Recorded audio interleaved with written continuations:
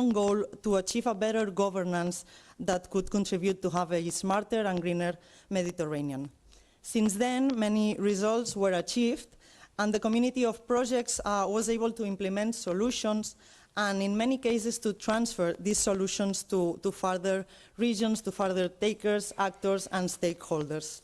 So for this, it is great to have with us today 4 testimonials, which I would like to welcome to come to the stage while I am introducing this part.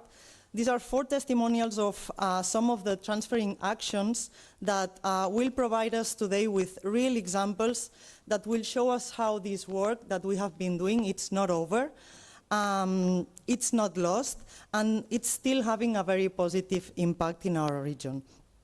So first of all, thank you very much. Yeah. Just 1 second. First of all, I'm very happy to give the floor to Matilda Nacho from Albania, who is going to share with us the experience of an Albanian local travel entrepreneur that successfully implemented the EcoJourney proposal from the past emblematic project. So, Matilda. Thank you very much. I'm very honored to be here on behalf of the Albanian operator, of course, but also the Albanian partners that contributed or gave their contribution in this project. Certainly, it took me a long time to write shortly, so you will allow me to read through what I prepared for you today. In the meantime, I guess there will be some presentation.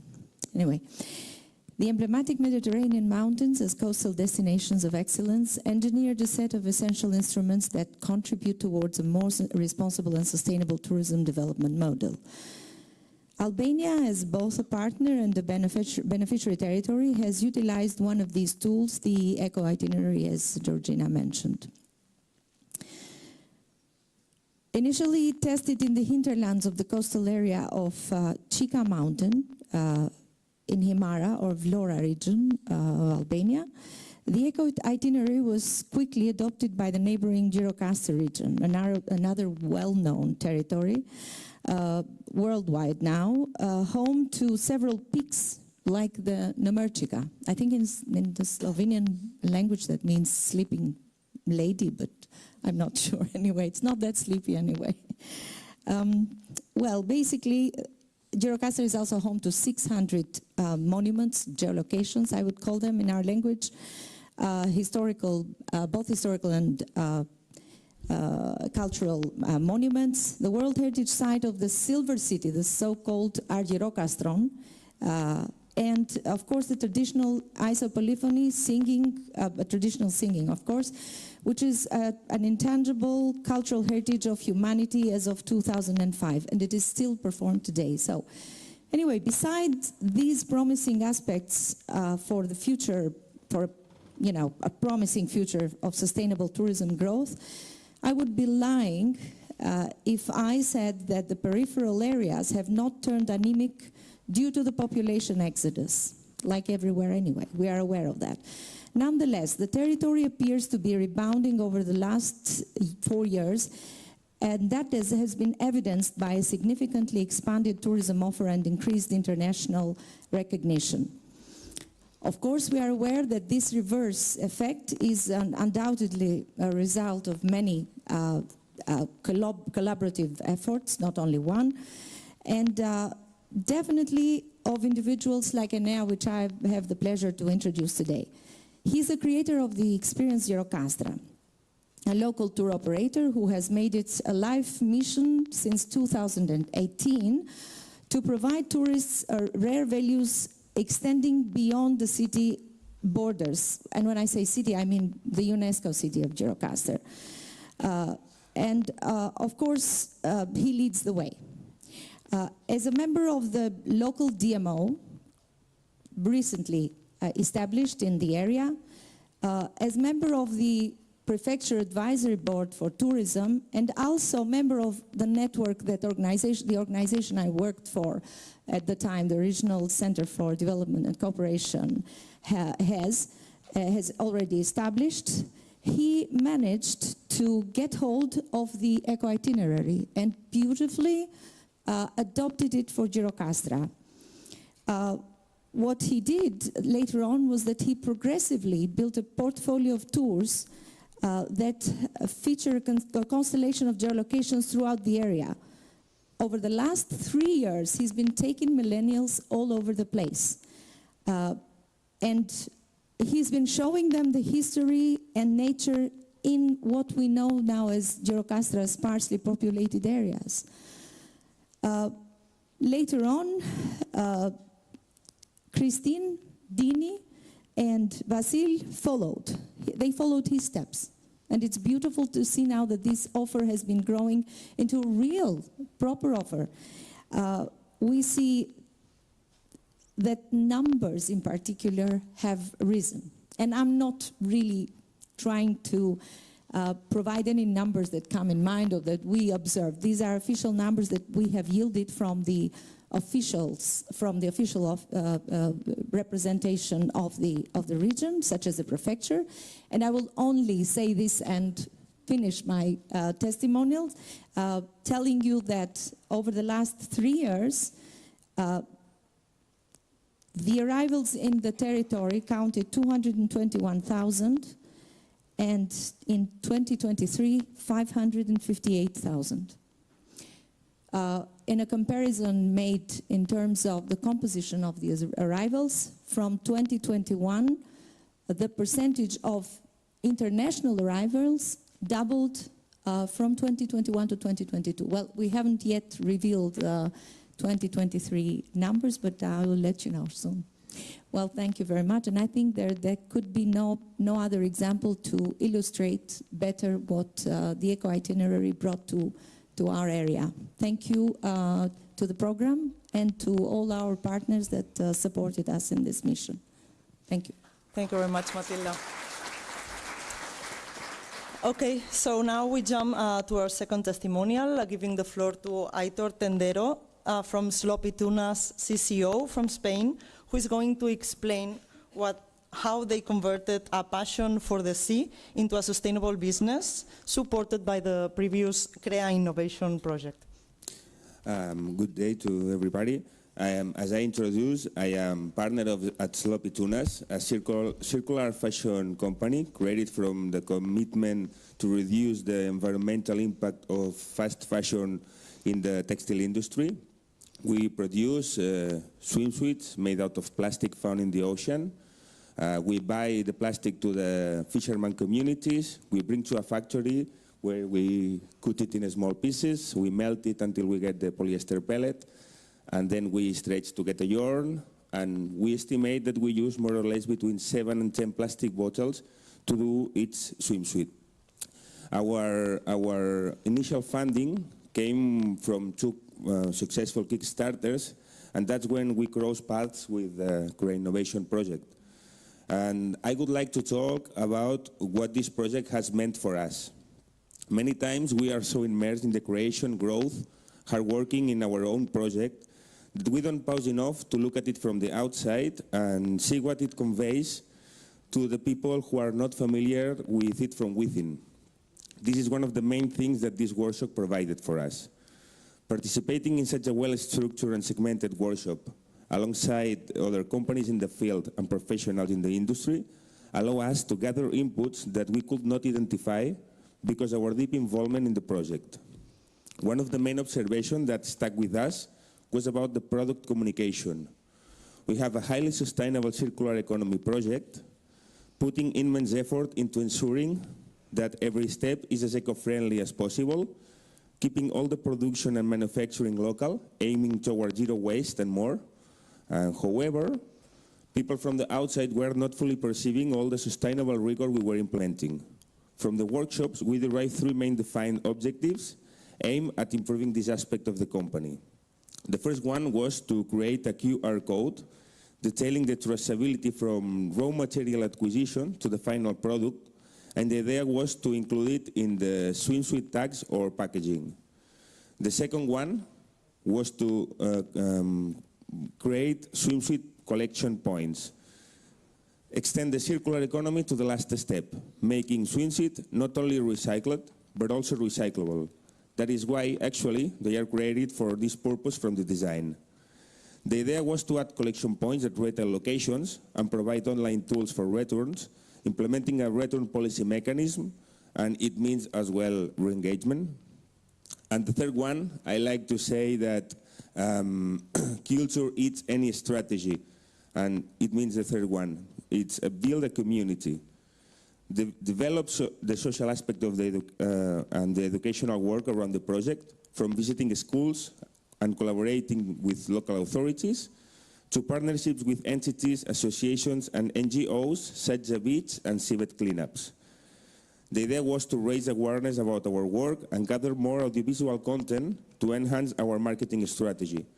We created the World Cleanup Tour, a platform where multiple entities converge, enabling larger scale actions. From these different points, we must say that we have seen a considerable improvement. On one hand, our social media channels have experienced a significant growth due to the increased content. People have gotten to know us much better through our strategy of presenting the project at schools and government offices. And additionally, the QR concept is gaining more traction, especially in Spain since COVID, complementing our work by providing easier access to our customers to better understand the product that they are purchasing. Our conclusion about the workshop is extremely positive, and we are very encouraged to continue growing hand in hand, because development and progress require both the public and the private sectors to work together and maintain a fluid communication. Before ending, I would like to share a quote that encapsulates the company's values, and it's: progress, if not sustainable, is enrichment, and planet will not allow it. Thank you very much. Perfect. Perfect quote, yes. Thank you very much, Aitor. And now we are going to see the example of how a Mediterranean municipality managed to use different results of projects for their local strategy plans. So for this, please, Branimir Gregoric, Senior Associate of Brodbeck Municipality in Croatia. I hope I have said it right. Please go ahead. Thank you. Hello everybody. My name is Branimir Gregoric. I'm a representative of the local government, so a government executive. Not really. We are a municipality in Croatia, a rural municipality. That means a smaller community than most of the urban ones. We have 11,000 residents and an area of around 37 square kilometers. In the Interreg Mediterranean projects that we have participated in, we have been very much helped by our regional energetic agency in Croatia, in regional energetic agency of Northwestern Croatia, and they have selected several municipalities from their field, from their part in which they work, to use the tools and to improve the status of those municipalities, mainly in the energy sector.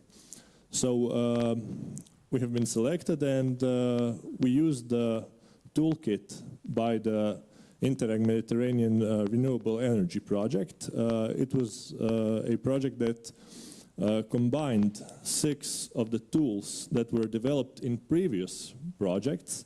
So we have selected 2 of these tools, the PRISMI and the Local for Green.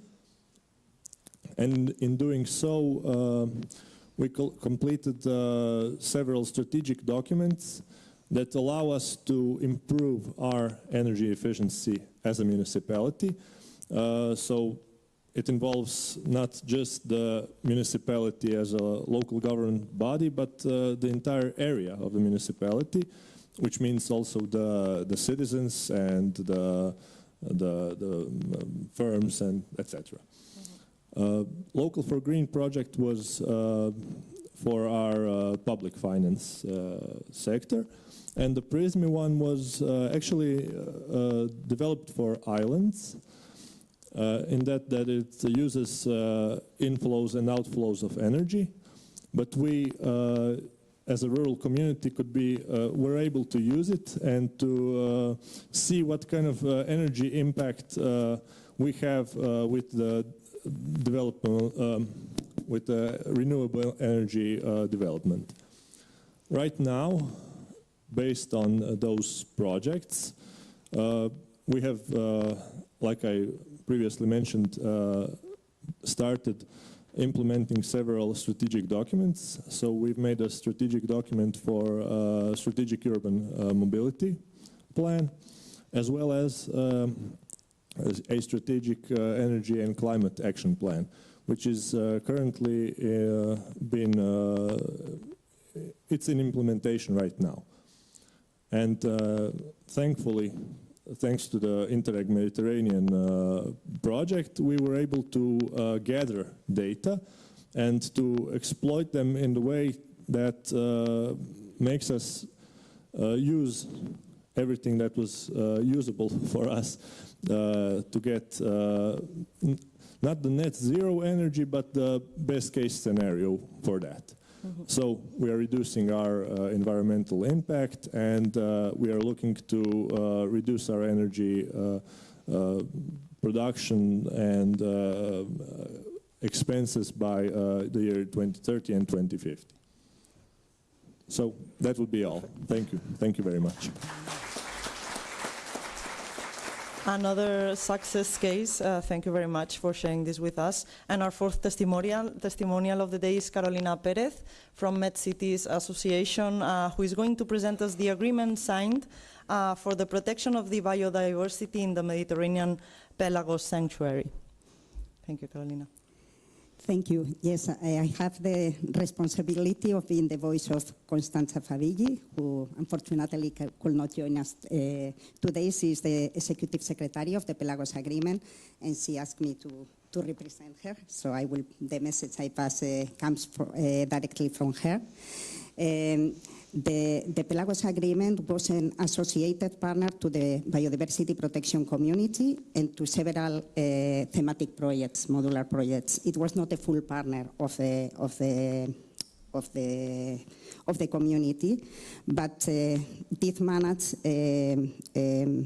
There was a momentum and an opportunity to ensure a collaboration between the MBPC, the Biodiversity Protection Community, and 5 of the modular projects to support the Pelagos Agreement and in the uptake of monitoring and management tools and capacity building for the implementation of the Pelagos Management Plan. The Pelagos Sanctuary was established to improve the conservation of marine mammals. It's a very large area of 87,000 square kilometers and more than 2,000 kilometers of coastlines belonging to 3 countries. This is a real challenge of this agreement: France, Italy, and Monaco. It includes more than 100 marine and coastal protected areas, and it's the only international SPAMI in the Mediterranean. The SPAMI is a designation by the UNEP system for special areas deserving special protection. The first activity, the first materialization of this cooperation was in November 2021, when we signed a memorandum of understanding between the Mediterranean Biodiversity Protection Community, the Interreg Med Joint Secretariat, and the Pelagos Agreement. It was under the auspices of the MPO Forum, actually in Monaco. And at that moment, we agreed on cooperating in the protection of this area during the last year of implementation of all these projects, the horizontal project and the thematic projects. The next step in December 2021 was a new MOU, this time with the partners of the Biodiversity Protection Community and 5 modular projects that agreed in this memorandum of understanding to implement actions in that territory on benefit of the Pelagos Agreement. So as the results from the Biodiversity Protection Community, partners from the project participated in the Pelagos working groups, in the organization of awareness raising workshops, in the support of the development of a spatial database through the Biodiversity Protection Knowledge Platform, between whales and ships in the sanctuary, and the development of guidelines for the sustainability of cruising and recreational boating in the Mediterranean region, with a focus also in this territory. Another project, going now to the modular projects, MPA Networks, supported the agreement through capacity building on cetacean monitoring and the networking with the MPAs in the Pelagos area. That, as I said, there are over 100 MPAs in this territory. The project Amarie Plus facilitated transfer of expertise, tools and knowledge through the Amarie Geoportal and training on the use on the Geoportal. FIS MPA 2 Plus facilitated training on co-management of small-scale fisheries and monitoring, and provided coaching to support local governance clusters, measures, and fishing activities, fishing practice.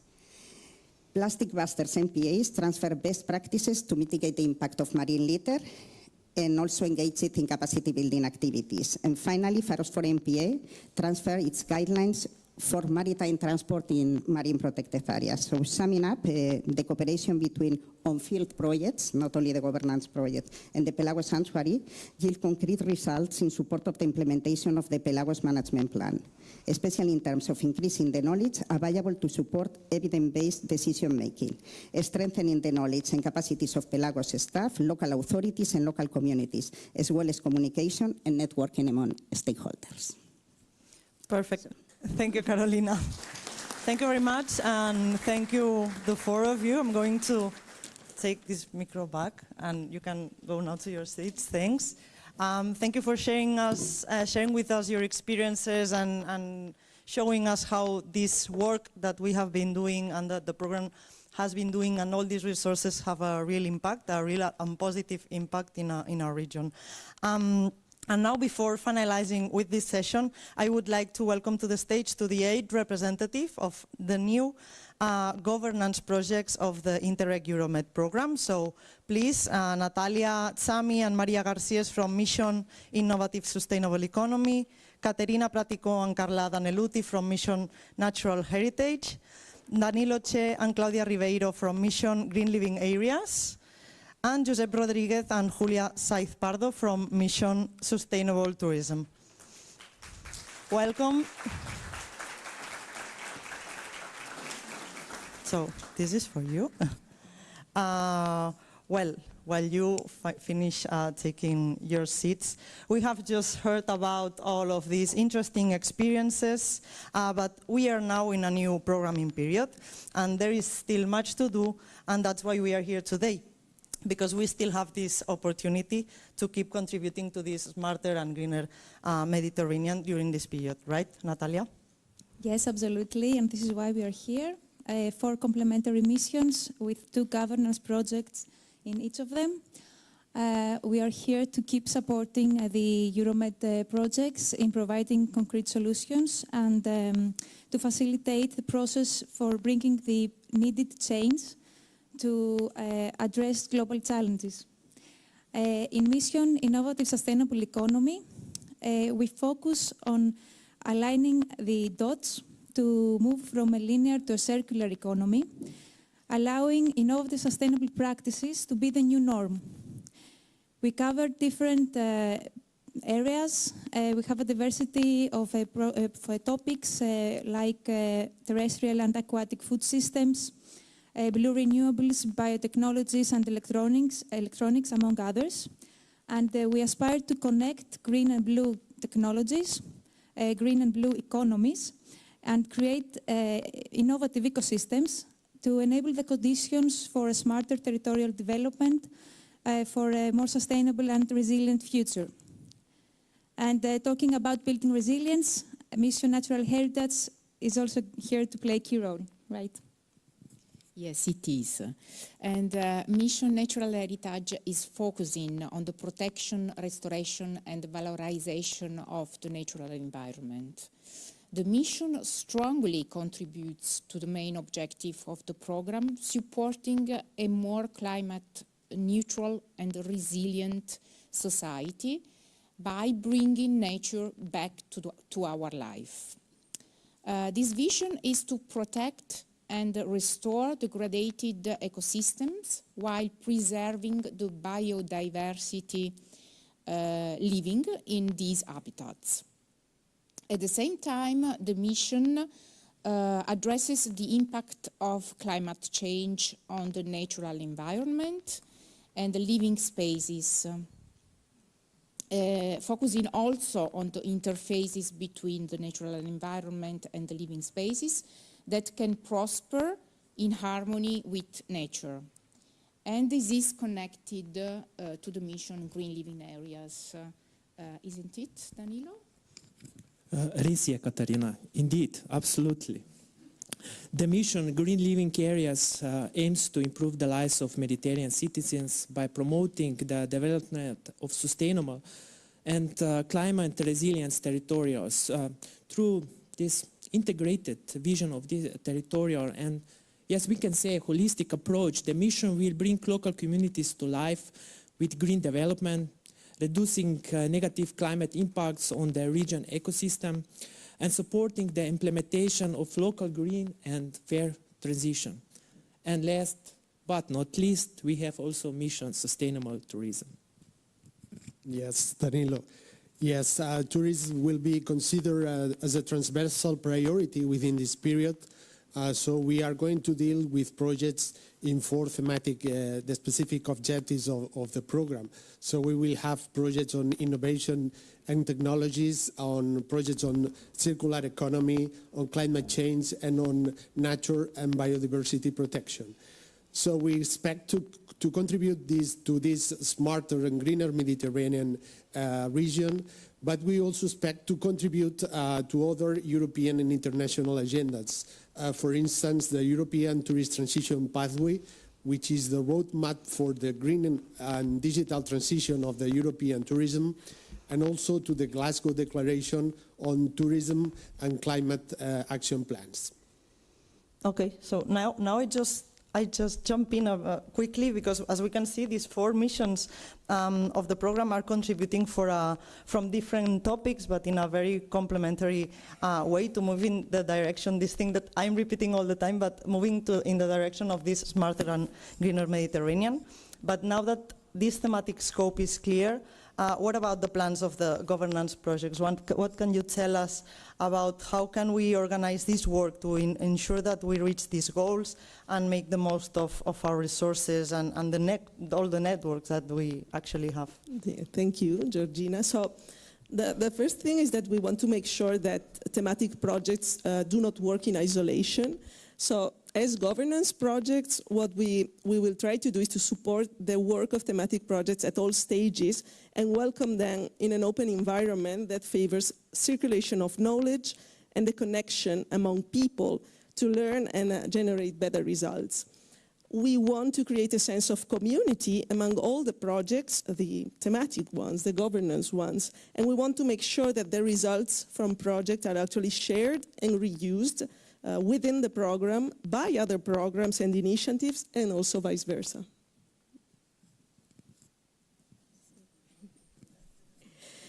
Indeed, I think all of us agree here that being part of a community instead of working in isolation ensures that the project results are better delivered and developed. But we are even more ambitious than that, right?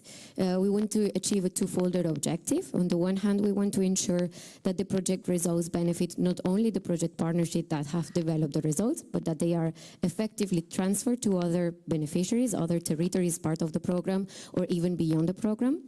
I think we all know from past experiences that replication transfer is a challenge itself. So we want to be part of facilitators of this process.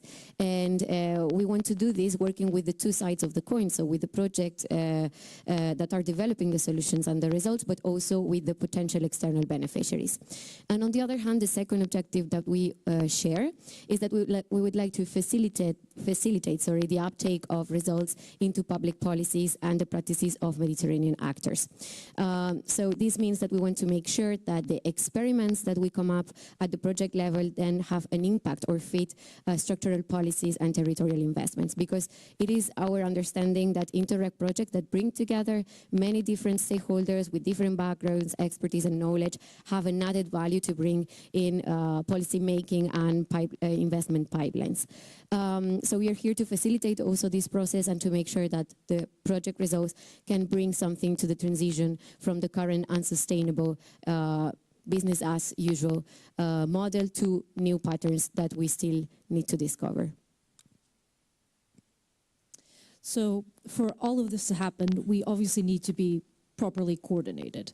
So when we're talking about governance, there is a strong need for strong relationships, solid commitments, and a continuous dialogue between all stakeholders is also a must.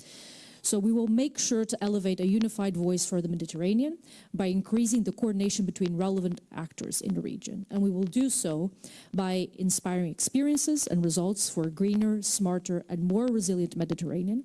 We will also engage stakeholders and act as a bridge between them and relevant existing programs, initiatives, and strategies that are working towards the same goal.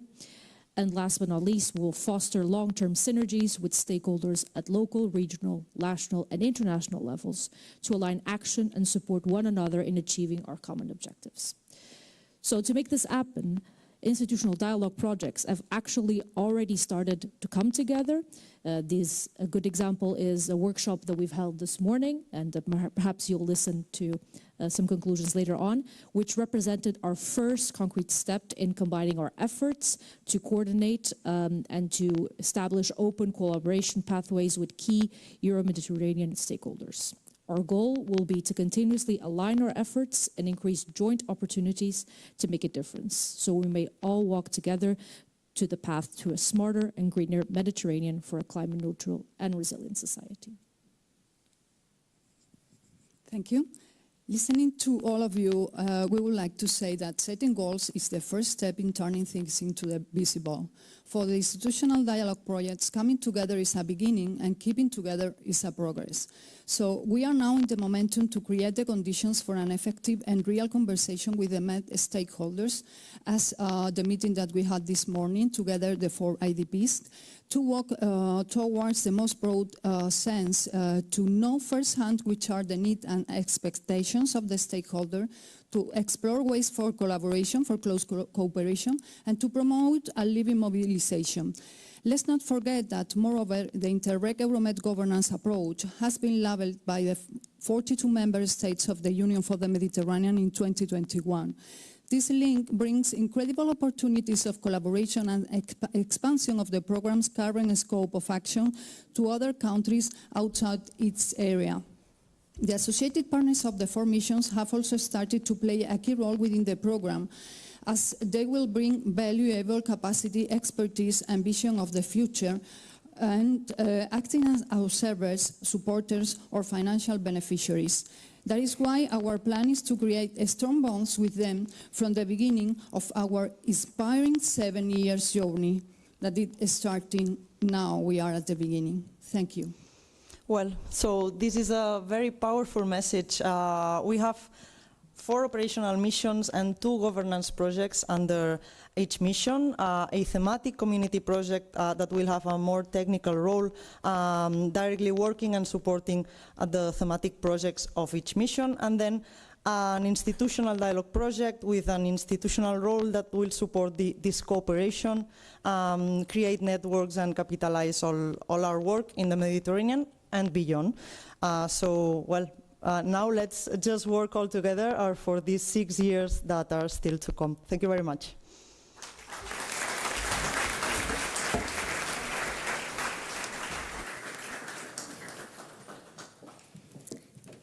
Thank you to all of you. A lot of people involved in this session, right? So this shows also the big interest and importance we have given to our governance approach.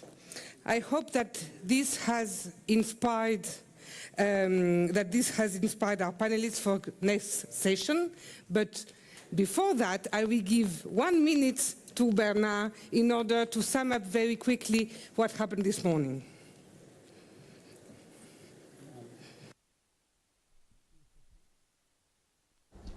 Thank you, Sophie. Yes, in fact, as it was mentioned, the 4 policy-oriented governance project met this morning, organized a first working session with some key Euro-Mediterranean stakeholders.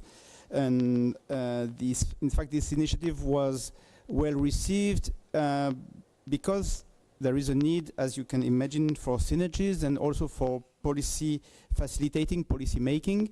And there is also an opportunity of reviving some Euro-Mediterranean strategies in which we could work. And also there is a willingness to accompany this dialogue and this collaboration. So this session will be, I mean, it's a first session. There will be a second one and third one. So it's open to new stakeholders, new panelists, of course. But tomorrow we will enter into more details during our workshop in the morning, and we will give you some concrete results of this first exchange. Thank you very much. Thank you, Werner. So now we will have 2 roundtables in order to discuss about synergies with initiatives, strategies, international organizations, and other programs. And we will start with Ilse Cyganska from Interact. She will moderate the first roundtable and invite our guest speakers to discuss on how to cooperate together outside of the Interreg world. Thank you. Thank you, Sophie. I will start with this microphone first. Thanks, Sophie, for the introduction. And great to see all of you here, to see the interest. And thank you for the governance projects, not only putting the face to the concept, but also to showing what's on the menu. However, we have 2 sides of the story. From one side, we heard what are the plans of the governance project for the upcoming years. But from the other side, we have the recipients. We have important stakeholders in the region that are natural partners for you. So what are already the opportunities, and what's still to be improved? This is exactly the question of the first roundtable discussion. We will go into first checking the possibilities, what's there, and then we will look into practical, if not recommendations, then the practical observations, how to make the cooperation work better, how to get the best out of this cooperation in the upcoming 7 years. With this, let me invite on stage the speakers and the presenters of the Roundtable 1 discussion.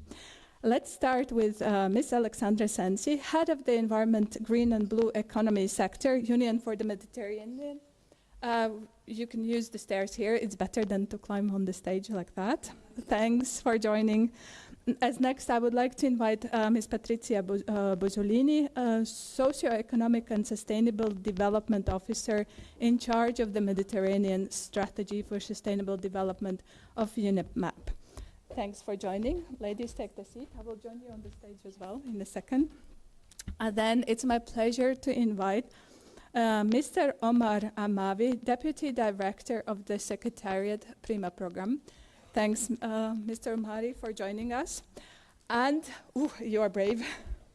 Stay safe. And I saw somewhere our colleague, Ms. Cinzia Della Giacomo, Project Manager at the Association of European Border Regions.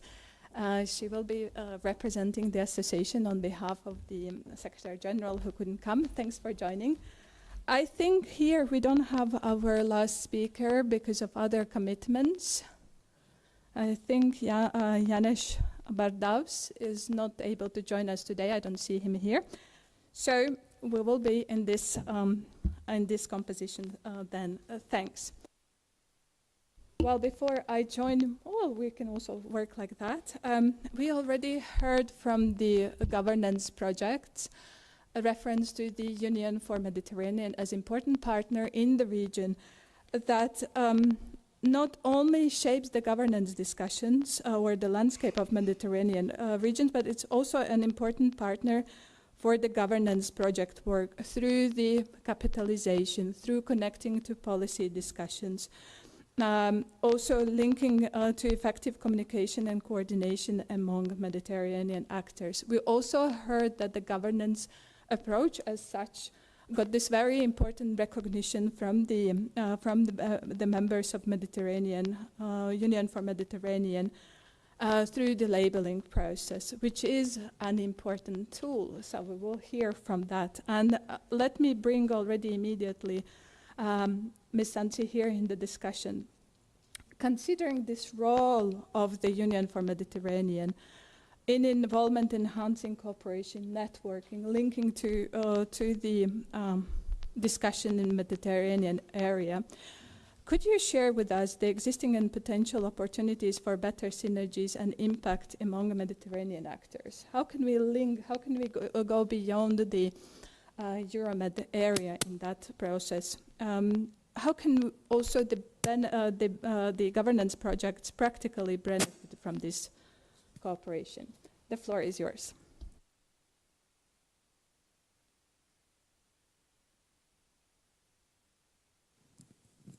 Thank you very much, Ilse. Thank you very much, colleagues. First of all, it's a great pleasure to be here with you today and have the opportunity indeed to share these important achievements, even more today, you know, with the 56 projects announced. I'd like actually to recall that the UFM is indeed the intergovernmental organization bringing together by now the 43 Euro-Mediterranean countries. We have also North Macedonia that exceeded last year. So actually the community is growing, and this made indeed of the Euro-Mediterranean countries that are working by consensus on themes, on topics of common interest. Of course, the missions as such, they do cover all these topics, and already some years ago we have been starting this dialogue with the GS in order indeed to see and operationalize more this partnership.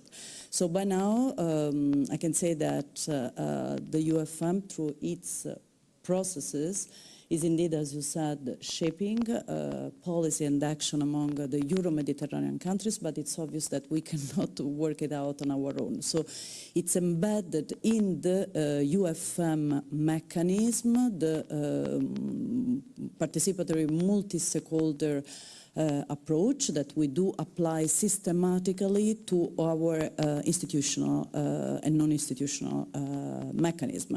Indeed, this is to say that all the different actors do participate already to our processes according to their mandate, resources, capacity, and we have, of course, a standing example of collaboration around the green and blue economy that by now have become, let's say, pillars of our cooperation over time. So you mentioned the UFM labeling, which is just in a certain way, you know, the celebration of this partnership, but there is much more that we have done since then. Indeed, with the Joint Secretariat, we have already been building the process through a series of dedicated webinars, where indeed the Southern Med countries in particular have been tackled and have been given the opportunity to become associates to the project. So this is opening immense opportunities. We're just talking actually with some of the current associates that are little by little understanding, let's say, the spectrum of opportunities, activities that can be envisaged. And indeed, we are in this way bringing together this process projects approach. As I said, I mean, we are in a certain way finally a small secretariat, and we built this partnership because there are indeed financial, technical, and political elements that each of us can bring together. We have by now ministerial decision, as I said, by consensus of the 43 Euro-Mediterranean countries, very operational ministerial declaration that one on sustainable blue economy, where the renewed political interest has been stated clearly in 2021, as well as the one on environment and climate change. We need to divide operationally some things, indeed to make them operational. But in a certain way, we also advance towards the preparation of roadmaps. So these roadmaps are very important tools to which the projects themselves can directly contribute. We have been setting in place also a system of monitoring, reporting and evaluation. We have even a first actually monitoring report that has been published, linking not only with all the projects that are at regional level contributing, of which the governance as labeled one are part of, but that show indeed the convergence around these topics. For us, it's very important, the element of amplification, the report itself, which then I invite you also to have a look at. Indeed underlines that up to now we have been having a lot of piloting. It's very important the capitalization that has been launched, the amplification, so the creation of the critical mass that can make these changes. Precisely this morning I was actually referring to the fact that of course the green-blue circular transition is very important and needed for the other missions themselves. You will not have reduction of pollution if the economic system doesn't change. You will not have a sustainable tourism if the economy doesn't change, and so on. So conceptually we are there, but there are a lot of tools that the governance can indeed contribute to put in place. So I'll stop it here probably because maybe it's taking long, but I remain available for further comments. Thanks for highlighting. I mean, it's a lot, but it also already shows all the opportunities. I don't know if the microphone's working. Do you hear me? I can use this microphone then. It shows how many opportunities are there already. None of the microphones work. No, this one works. So. Yes, thanks for, yes. Sorry, Ilka, just forgot something which I actually put in my notes, and it's very important that precisely one of the opportunities that we are building on is also the so-called MED talks. On the 5th of December, we have organized another joint UFM-GS webinar, precisely indeed to show where the missions are and where even the partner of the South can come in again. But then, again, the 56 projects will be more highlighted, and again, these opportunities of interaction and, concrete working opportunities with the various stakeholders will be more evident and further addressed. Thanks. We will still return to this discussion on how to improve this cooperation. We heard many opportunities. We have the thematic link. We have the talks already, networking, which also involve projects from Euromed, but also links to Interreg, NextMed, Totally. also Prima, where you bring Totally. these stakeholders together. Thanks for that, and we'll return to the practical points. So the audience also think of the questions for us to pose later.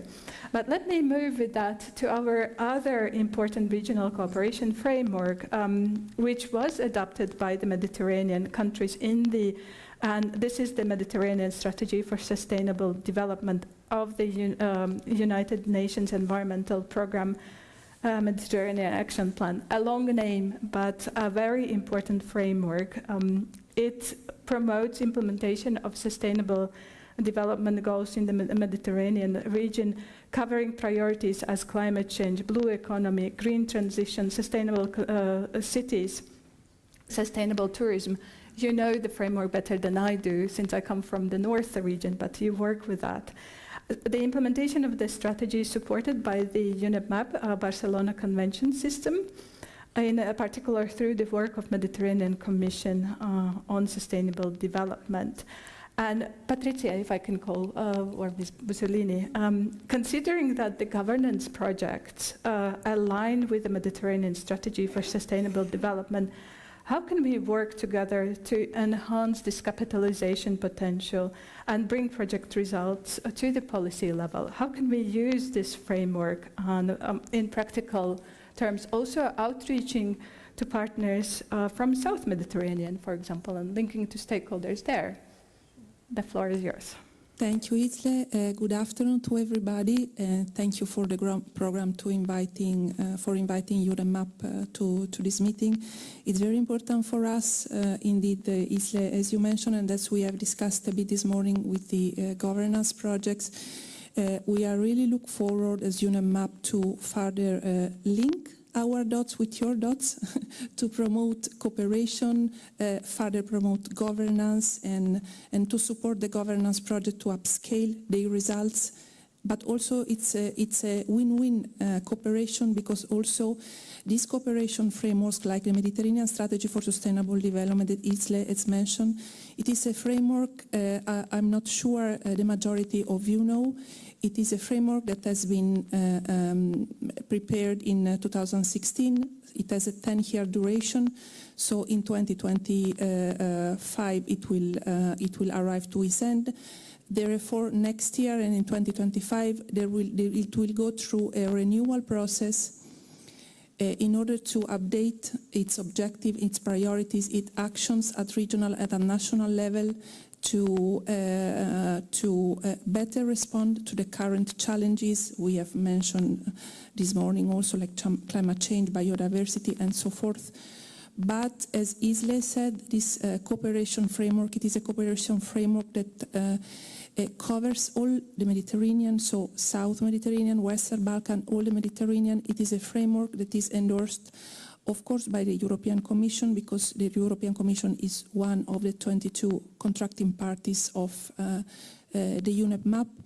The framework, it is a framework that supports the implementation and that develops the Agenda 2030 Sustainable Development Goals at Mediterranean level. So it tackles priorities, as Isle has mentioned, like climate change, green and blue transition, but also governance, sustainable Mediterranean cities, sustainable circular economy, sustainable food production, so fisheries and aquaculture, and so forth. So it's very much linked to the priorities of the program, first of all, and then to the governance projects. So this, I'm giving you this framework in order, because I would like to make the link with what Tarja Richard mentioned earlier, which I think she really summarized very quickly and very clearly and simply what it is, where we can find a cooperation. There are some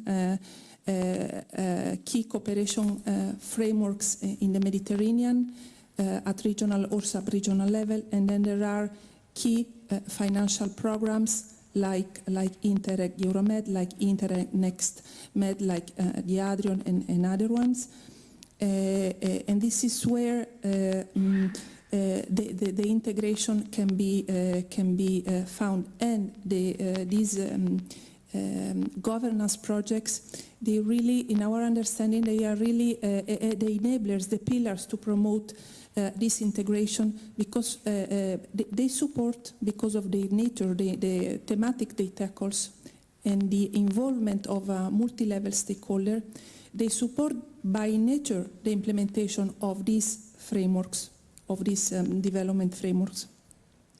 On the other side, it's very much interesting also for the governance project themselves to work with these frameworks in a structured and strategic way, because these frameworks allows the governance projects and other projects as well to upscale their results to reach a broader, let's say, type and number of policy actors, and also to capitalize, to transfer, support transfer of results, and so to a broader level. And to be very concrete, for example, the Mediterranean Strategy for Sustainable Development, there are two concrete activities that I would like to bring on the table for your attention. The first is that what I already said, in the next biennium 2024-2025, it will go through a renewal process. In the meantime, the implementation of the Mediterranean Strategy for Sustainable Development will go on. The renewal process will take place also via consultation processes where we really need to involve a big number of stakeholders coming from different sectors, multi-level stakeholders, of course, stakeholders coming from the south. This is also where we can really bring an added value.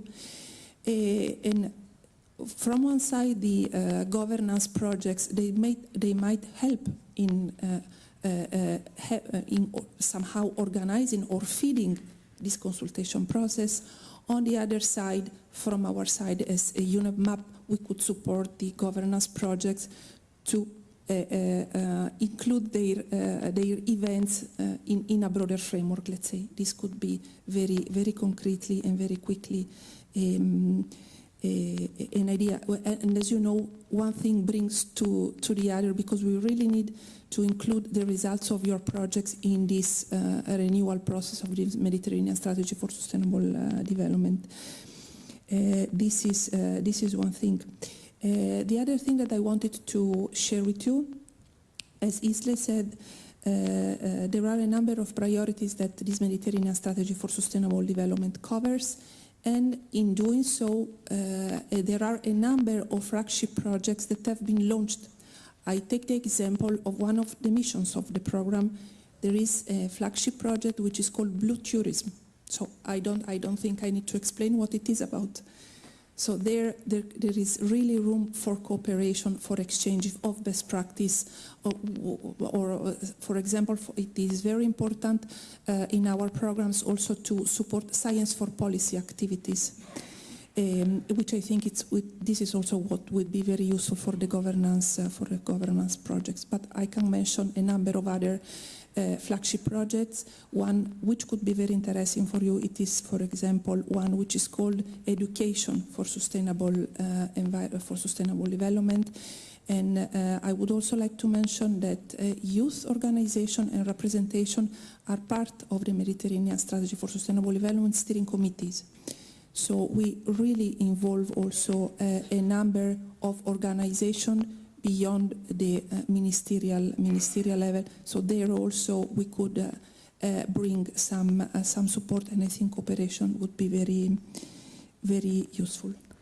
Thank you for highlighting some of the very practical ways how projects can link to your work. Sorry for that. First, of course, being part of the renewal process. And this discussion, we will come back to that a bit also later tomorrow, links to post-27 discussions. How do we shape the future priorities? And that's an opportunity. We'll come back to very practical questions. How can the projects link, like in practical terms, do they have to approach you? We'll come back to that discussion. So flagships, review process. Yes, Patricia. Apologies, but I think we all have so many ideas to share and the time issue, but I think it is important at this stage for me to mention also that, as you know, UNEP-MAP has a number of regional activity centers that are around the Mediterranean, and a number of them, for example, Plan Bleu, Medwaves, I think they are some of their representatives are here today, or PAPRAC, these are regional activity center dealing with sustainable consumption and production, so circular economy.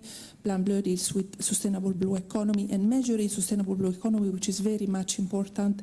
PAPRAC deals with integrated coastal and zone management. So these RACs are part of your projects, of the governance project. So in our understanding, this is also an important asset to support this in a very concrete way, this linking of dots, experience, knowledge, networks, and so forth. Thanks. It's better to have a lot of opportunities to choose from to connect the dots than having come up with something artificial. Thanks for adding that as well.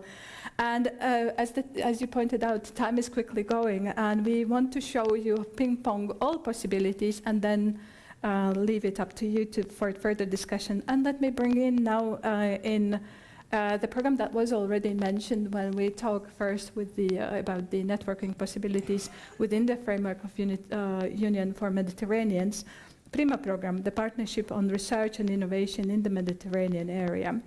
This cooperation also brings 19 states together, focusing on innovation solutions in agri-food and water systems to tackle challenges like climate change, again, we talked about that, and food security in the Mediterranean. Mr. Amami, the objectives of PRIMA, you also have support to alignment of national R&D programs and pooling resources across various sectors. How do you see what cooperation opportunities are there, building on your mission and building what you heard already today? How could we use the best of these synergies? Thank you so much. Good afternoon, everybody. Again, so glad to be here. First time here in Ljubljana, and first time attending this kind of meeting where it's mainly directed towards the north of the Mediterranean. And it's good that you are initiating, or at least starting to think going in the other side of the Mediterranean. Since we are talking about Mediterranean, I mean, Mediterranean is an entire ecosystem, so we cannot take it partially. Well, going back to your question, and thanks for the introduction. You mentioned probably what I wanted to say about PRIMA program. There are two things. First thing, or the first part, when you talked about alignment of national R&D programs, and then the opportunities for collaboration.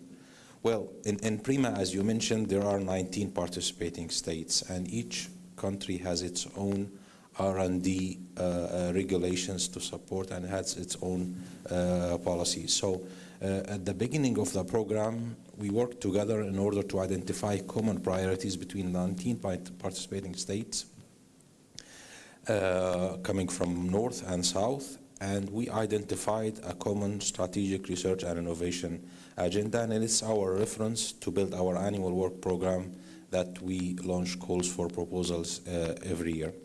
The part of the alignment of these national R&D programs came in order to enhance and to facilitate and to expedite the process of granting the projects and trying to overcome some of the obstacles that probably in many cases happened that are slowing the process of collaboration and implementing joint projects. And we have succeeded in many cases. I would say probably the most common or successful cases are mainly in probably Italy from the north and Egypt from the south. They tried and they adjusted their national regulation in order to expedite the process of funding joint projects. Because in PRIMA we have two types of funding. One goes in Section 1, and that follows the roles of Horizon 2020, because the financial contribution for that section comes from the Horizon 2020, and it goes according to its role. And then we have in Section 2 financially contribution from the participating states, the 19 participating states. And this is the uniqueness of the PRIMA program, where we have funding or co-funding from all participating states, and it's not only coming from the European Commission. Now we have concluded 6 cycles, and we have a portfolio approaching 250 projects. The program also, the initial stage will end in 2024, but there is an extension for another 3 years so that we can align with the framework programs and initiate another cycle or another phase of the program as of 2027. So when I said end, it's not the end, actually it's end of one phase, so we can fit better into the framework programs of the European Union. So at this stage, what we can offer, or what I may think of collaboration, is that we show what we have achieved so far.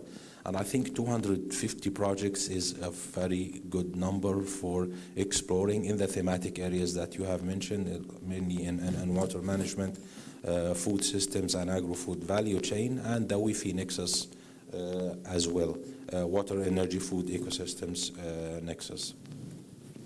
The type of research that PRIMA is funding is multi-sectorial, multi-stakeholder, with the idea of, in many cases, of having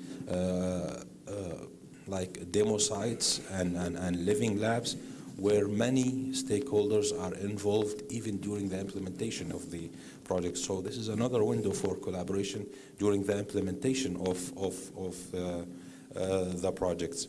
When I think collaboration, usually before collaboration, I go back to coordination, and before coordination, I go back to communication. So in our case, communication is just sharing what I am saying right now, and this is important for those who are in decision making or those who are in the setup or planning for any kind of action, to show what you have and to show the other side what you expect from them, and vice versa. Then coordination to see where you have some points of intersection or interaction, where you have to identify the potentiality for collaboration, because we cannot look at one program and the other program and expect them to match fully. I mean, this is against the purpose of having two or different programs, but we look at the points where they could really intersect and where they could collaborate. Another window for collaboration, besides the living lab during the implementation, the idea of the community of practice, which will be officially launched by PRIMA tomorrow. This is a call for coordination and support action that launched within the PRIMA calls, and a consortium has drafted an excellent proposal, and it will be officially launched tomorrow, and it's in the thematic area of the water, energy, food ecosystems nexus. I can think also of many other opportunities for collaboration. As I said at the beginning, we are at the end of phase 1 of the PRIMA program, so when we have when we are planning for the second stage or the transition stage, which is the 3-year extension, there has to be at least an update for our strategic research and innovation agenda. So this is another window for collaboration, because we will be developing our reference, as I said, our main document that we will be building our annual work programs based on. So this is a good opportunity for or a good window for collaboration, and again there will be another cycle for the other phase of the program. One last probably potential opportunity for collaboration, which is the scientific advisory committee. Within our governments, there is a scientific advisory committee that has a mandate of 3 years, and again this mandate of the current scientific advisory committee will end very soon, and we will open a call for experts from the Mediterranean, and usually it goes even beyond the Mediterranean, but for specificity and for experiences and expertise, the Mediterranean experts are usually the majority in our scientific advisory committee, where they could probably and definitely, of course, contribute with their input towards the main topics of top priorities to be included in the annual work programs in PRIMA. One last comment here, and I apologize if I'm taking too long. The type of scientific research that PRIMA is funding is mostly, or is partially actually, research and innovation actions, and the majority is innovation action. And the difference is in the technology readiness level, where we're talking about 5 to 7 probably for the TRL, technology for research and innovation actions, and going up to 8 for the innovation actions, which is closer to the market type of research. So we are not funding basic research. And I think, again, this is of high interest for governance projects, because it's part of their expectation to go into practice and implementation of some policies and some strategies in order to reflect on the well-being, as has been said this morning, the well-being of communities in the Mediterranean, and not only people, but the 3 dimensions of the sustainability, the economic, the social, and the environment. And I stop here. Thank you. Thanks for showing the wealth of possibilities to connect. Let me pick one element. I think this notion of complementarities. Prima has, as you mentioned, you have now finalized a certain set of projects. The results are there. Euromed also is starting not from the scratch. There is a wealth of good practices that come from the previous. So for the governance projects, to think of complementarities, because of the questions that are addressed by the governance projects are not something that can be addressed through linear approach. You cannot address it through one or a set of projects. Even 50 projects would not address climate change to the notion we need. So building complementarities and looking at what has been already achieved, but then complementing to the discussions. Thanks for bringing that element, and which also brings us to our next speaker. We've talked about pan-Mediterranean possibilities and important partners to amplify the project results. We've talked about the possibilities to link to innovation policies and ready-to-market innovation in a way in Mediterranean as well, but broader than only one shore of Mediterranean. So that's also important to mention. But it's also important for Interreg projects and transnational scale to connect to cross-border initiatives. And that's where I'm bringing you, Cinzia, in. As Association of European Border Regions, you work with subnational authorities. You're not yet a recognized partner in Euromed governance projects, but there is a huge potential. So we start with the same question. What would be the main opportunities you would highlight from your possibility, from your perspective? Thank you, Ilse. Perfect, thanks.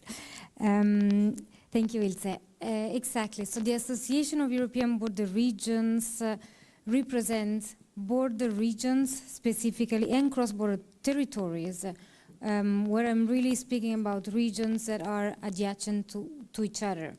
So we are talking about interactions that happens on a daily basis sometimes, I mean ideally in daily basis, depending on how the specific border regions are. And we represent the needs of border regions at the local governments, national governments, and European institutions as well, and policymakers. Our vision is really to bring border regions that often, because of their geographical positions in their national context, are peripheral. We try to bring them back at the center of dynamics, and this is only possible through cooperation. And I think this very much aligns as well with the objectives of a program like Euromed, for example, in the sense that bringing actors together for the territory, for the regions, for the area, to really share and work together. It's what we do, and it's what you do as well in the room. So, but exactly, as you mentioned, we are particularly looking and working with the local level, so subnational authorities, and we promote multi-level governance as a key element in order to work for the regions and for the territories. Let's go a bit more concretely, for example. There are cooperation opportunities in the promotion, for example, of best practices, but also of cross-border cooperation within the Med area that are absolutely interesting and that we are trying to show. For example, this is what we do, this is how we connect our members, for example, replicating best practices, sharing the knowledge, and this is something that concretely we basically already do, establishing networks, and most of all also our main work really is to lobby together for the needs of border regions, may they be in the north of Europe or in the Mediterranean area as well, because at the end of the day, very often the problems of border regions, whether they are in the north, in the east, or in the south, they are pretty much the same ones. And together is where we really can raise the voice, raise the knowledge, and bring it to the European institutions, to the policymakers. Interestingly enough, also in the present Interreg programming period. Some of you may be familiar with the ISO 1, so about the better cross-border, the better governance. And this is something also that was very much based on the results of a project that we managed, the B-Solution Solving Cross-Border Obstacles initiative that we manage on behalf of the European Commission. And this has shown that beyond the Interreg, it's so important to work as well. Funding is not all, that's why we need exactly this kind of fora to communicate, to exchange, and most of all also to move politically and show that money is important. Money is probably the very first things that make our regions better places, but we also need to align policies and legislations. This is a big word at the moment. Thinking of, for example, the cross-border mechanism, European cross-border mechanism, and other important initiatives that are moving forward, hopefully in the next months, in order really to create a better integration and better cooperation that facilitates life in border regions specifically. And I'm thinking about hospitals that allow citizens to go in the closest one rather than in the one that is in your own territory, or buses that cross the border and not let people at the border get off, walk across the border and then take another bus, which are still realities that we have in Europe. So that's why it's important. And here to go even more concrete in how ABR, so the Association of European Border Regions, really representing DG Regio in this case, can also offer opportunities to cooperate with representatives and actors in the Mediterranean as well. We have 2 projects that are open to all actors of cooperation that we are implementing at the moment. One is the Interreg Volunteer Youth Initiatives, which allow all Interreg programs and projects to host volunteers, so young people that are really in a moment of their life in which they can dedicate their passion, because often young people still have this passion that we all need really in our daily life, and their time and their skills to actually support your projects. So we have also a couple of volunteers with us in these days, so if you want to ask them as well about their experience, and you really will see how they are happy to basically help you whatever you're doing for cross-border cooperation or for territorial cooperation. And this is for Interreg programs and projects. And the other initiative that we have is the B-Solutions initiative that I mentioned already, which actually tackles those legal or administrative obstacles that might still hamper cross-border cooperation in all the regions. In the Mediterranean, I'm thinking we have for sure a project about helping, for example, young people incrementing their skills, doing traineeship basically, that allows you to work in yachts along the Mediterranean, because sometimes you've studied in an Italian school and you're not employed immediately by a French yacht because they don't recognize your diploma.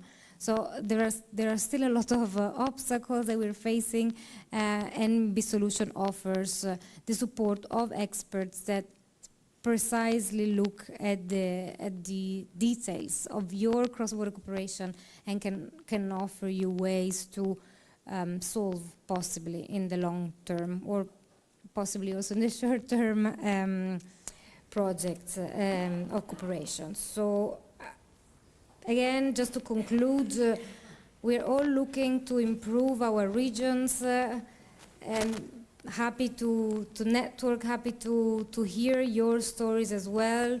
What we really believe in ABR is the stories, the real stories, to bridge them also then at the European level. So I think only with your realities we can actually improve the governance and the policy making level. So that's why we're very happy to be here and talk to each other. Thanks for highlighting that. So communication, networking, but especially important element you mentioned is lobbying. And as we prepare for post-27 discussion for the future, in a way, as it was mentioned this morning, we are in the start, but we already think of the future. You would be a natural partner, especially when we bring forward results developed for the regions, for their inspiration, for the uptake, for solutions. Thanks for that. I think what this discussion shows is there is so much possibilities how to connect, and the cooperation is not new. However, we also heard in the first discussion that it's not always working well. So I will take a few moments just from you very quickly, a quick reaction. What do we want to do better in this period? How can we make the cooperation work in the efficient way? What would be your tips for the project partners that start? How do we make this dialogue work in the best way? I would start wherever. Patricia, you've been both working in the program and now you're representing a stakeholder. I think you would be my good start, and then we have a quick reaction, and then it's up to Sophie if we can still have questions from the audience. Yes, indeed, I have been the luck to work for the program and for the Commission at DG Mare and now at the UNEP MAP. So I am very lucky that I have had the chance to work for this important organization, programs and initiatives and so forth. Yes, I was thinking while the colleagues were talking, I was thinking also to the discussion that we have had this morning with the governance projects, and I was trying to think something very, very concrete, to be very, very concrete, because I'm sure the colleagues from the governance projects, they know these frameworks. So I think it's worth to give some ideas really for the concrete follow-up. So I will build a bit based on what I've already said. So the first thing, again, I would like to mention again that we will go next biennium through a consultation process for the renewal of the Mediterranean Strategy for Sustainable Development. This is a key process because the current Mediterranean Strategy for Sustainable Development started in 2016. So we speak now 8 years ago. So there is an important renewal on objective priorities, actions, flagship initiatives that we need to launch that needs to be done. Now, in parallel, we will run a Mediterranean Strategy for Sustainable Development evaluation.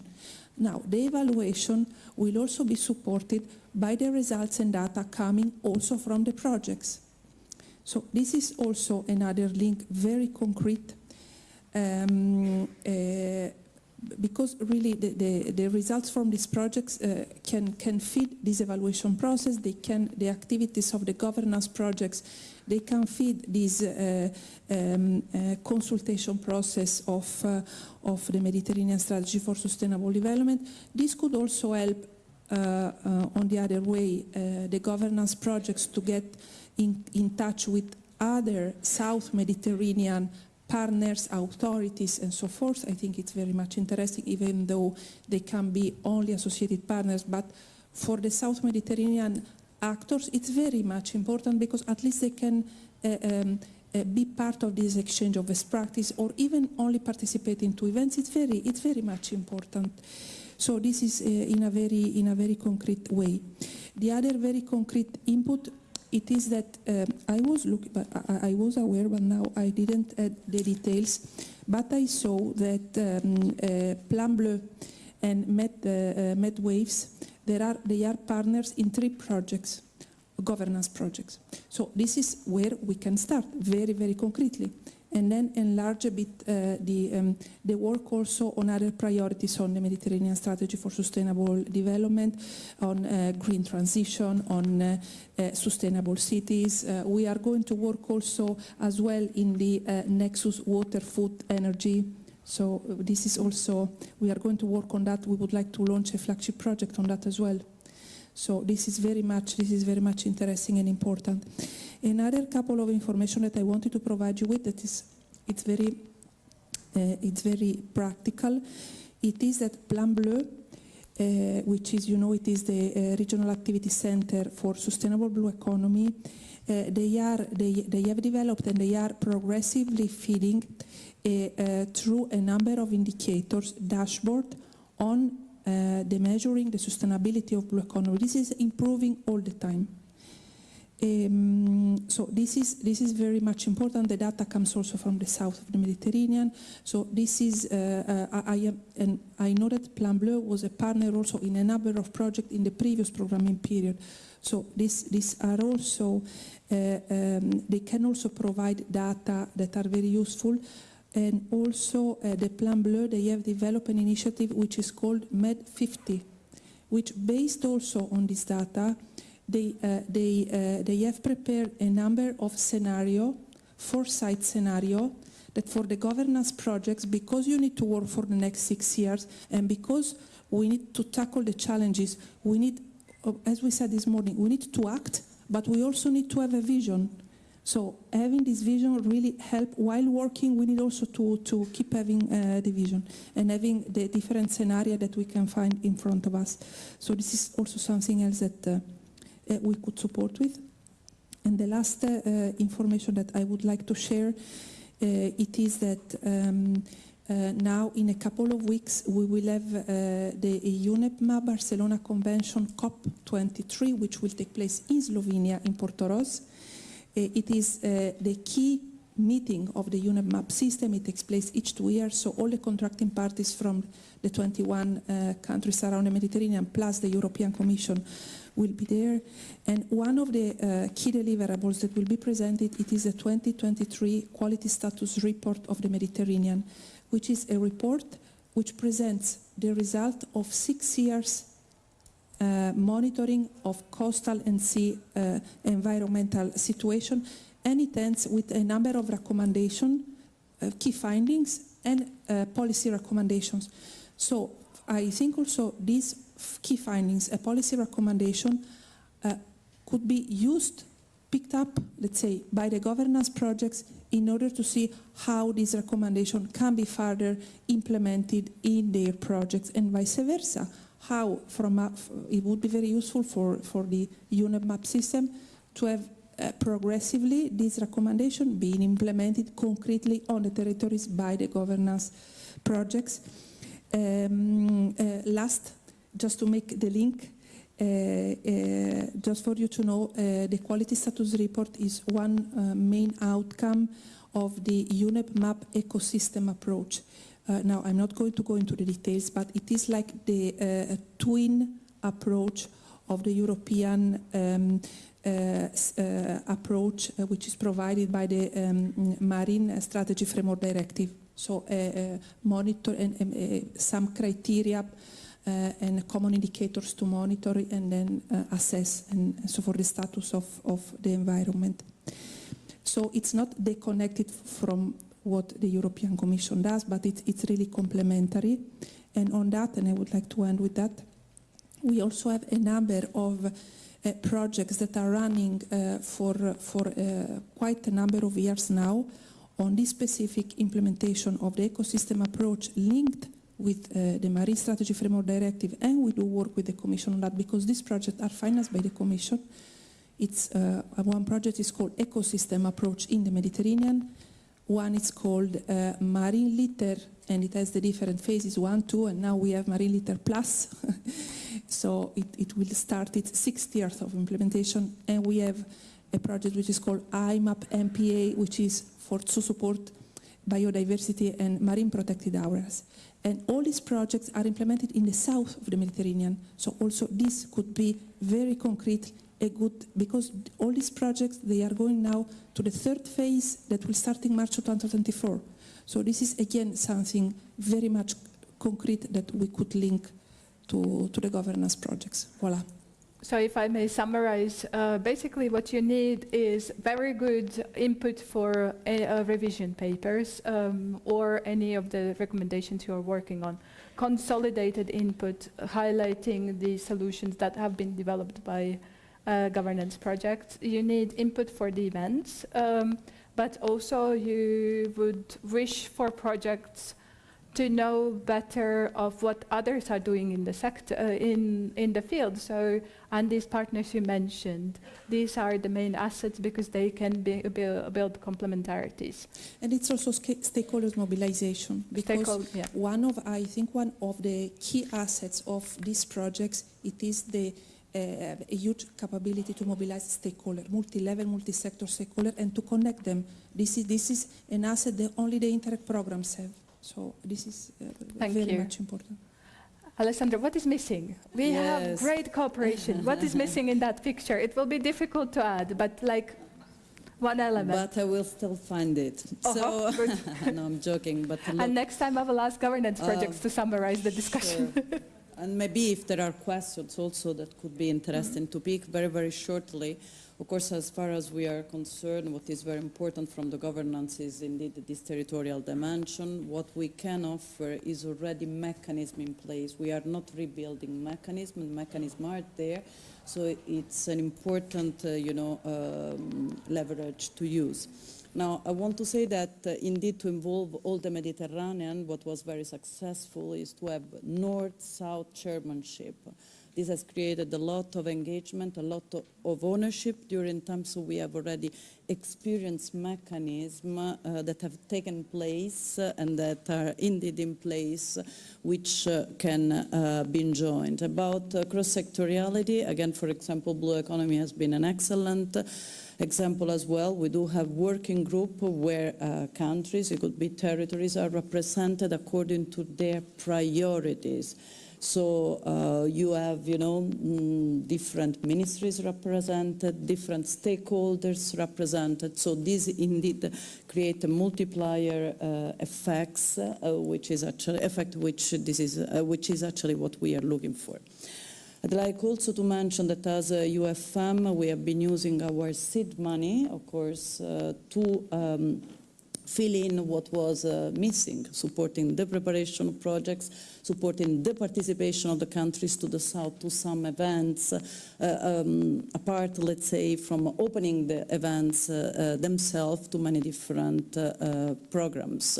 We have been also supporting this inter-program coordination. We have been benefiting as a Mediterranean region of this inter-program coordination, for example, for indeed marine litter, for waste governance, and so on. And this applies to the Interreg, it applies to PRIMA as well. So Interreg Euromed, the NextMed, PRIMA are, let's say, stable partners of all our activities. As I mentioned, we have already roadmaps in place and specific key actions in place, which we report constantly at all the working groups on Blue Economy, on environment, economics, and so on, because, of course, we have 6 different divisions with a plethora of, let's say, actors, international, regionally, but also nationally and locally.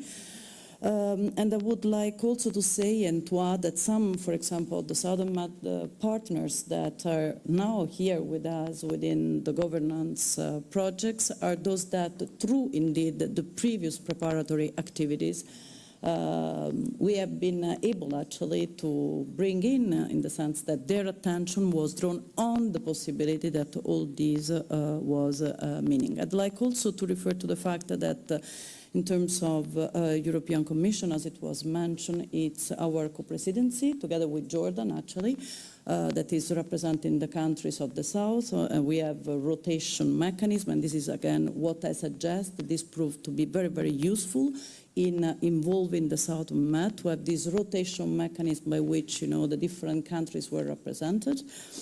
And as far as the Commission is concerned, we have line ministries, more specifically, like, for example, DG Mare, but of course also DG NEAR, DG Clima, Environment, Employment, and all the others, which means that it's not just among peers, but different peers of, different constituencies. I mentioned already the financing. Of course, we don't do it for ourselves. We do it for the benefit of the region. It's a part of our mandate. We didn't also refer to how all the technical assistance has also been serving for investment, which are, another category of event, but still very event of elements, but of course still very important. So we didn't refer, for example, to the private sector that it's also coming in. So again, these governance have a very important role to play. I'd like also to mention, it's important to think of 2027, but as is the start now, let's focus now on the kickstart of the project themselves in terms of immediate, let's say, activation around the key elements that can mark this change for the years to come. Thank you for highlighting this importance of the start to make sure that we get realistic work plans in place as well. And thanks for bringing EU policy in. Through your work, it's also an outreach then to EU policymakers. Thanks. I'm still wishing to have a gap out of this discussion. Omar, anything from your side? Like, what's missing? What do we want to... Mercedes knows the gap. But I will give the floor first here, and then I'll come back to you, because I already kind of got the attention on you as well. Anything like improvements? What if you could think of something that should work better? I can definitely think of something, at least, which is probably reflecting on the experience of PRIMA, which is building more trust and more bridges for collaboration between North and South Mediterranean. I think this is very crucial because we need to realize that we are not in isolation in any matter. We are connected, whether we like it or we don't. So there is no other way but to work together and to put forces and to join forces together. That's why, again, we need to build this kind of trust, and we need to believe in the others, and we need to be bold in our actions. Let's give the floor to others. I can talk about that more, but I will stop here. This is a major gap. So. Trust building and mindset. We will talk about mindset changes, kind of perceiving the cooperation from a systematic perspective. We, of course, are in better position because it's a transnational program by default. Thinking beyond the borders is engraved, but linking initiatives. Mercedes, I saw that you have a comment. Then the audience. Yes, we were thinking about taking one or two questions maybe from the audience. Our colleagues are here to complement the discussion. There you go. Okay. One would be okay. One or two questions from the audience. Do we have, for the panelists, for the general elections, we will have time tomorrow to discuss a lot, but if you have some specific questions to the first panelists, we can take one or two questions. Thinking of improvements, thinking you're not starting in this in an empty environment, so you have the chance of having strategic partners. You already had a discussion in the morning, so in a way it's addressed, but we have ABR here, we have PRIMA here. Any specific questions? How do we make cooperation work this time around? Any reflections? Also fine. Any summaries? What did you hear? Okay, what is missing for you? I mean, you're listening now, speakers. What is missing on your side? Because I spoke with some of the projects, and I heard lots of comments, and sometimes you are like, worlds apart. So this is the moment to ask the question, or maybe to say what's missing on your side. Nothing's missing. comment from my side. Curto Cervellito, coordinator of JGS. I think it's amazing to have some people here today gathering external experiences, and you on the other side ready to take advantage of that. So today, I think we organized this day in order to offer you all information you can capture in order to progress in the future, in order to create, to build synergies and so on. So I think that 7 years ago, even 15 years ago, when we started in 2007, it would be impossible to think about something like that we are experimenting today. So first of all, to thank you to be here today. Thank you all. But what is really important for me is not to stop here, to continue and to offer you governance projects, because you are the main actor today, to reflect about all proposals we received, and probably also with other programs afterwards, our colleagues from Interreg, not only external actors. But what it was clear for me, and I stop here, it was just for offering you some time more to reflect and to take the microphone, is we are in the Mediterranean area, we are not alone. Connecting the dot was the title, but I think we needed to go to connecting people.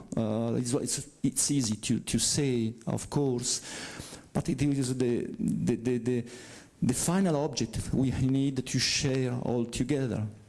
So it was not so easy to ask two colleagues to be here today, but they say yes, and also other Interreg colleagues, and we are a family, we are sharing same objectives, purposes, and this is the moment to concretize that. In this programming period, some of us were in Santiago de Compostela 1 month ago. The European Commission will open a public consultation during the next year for stakeholders, managing authorities, beneficiaries, citizens. This is really the momentum.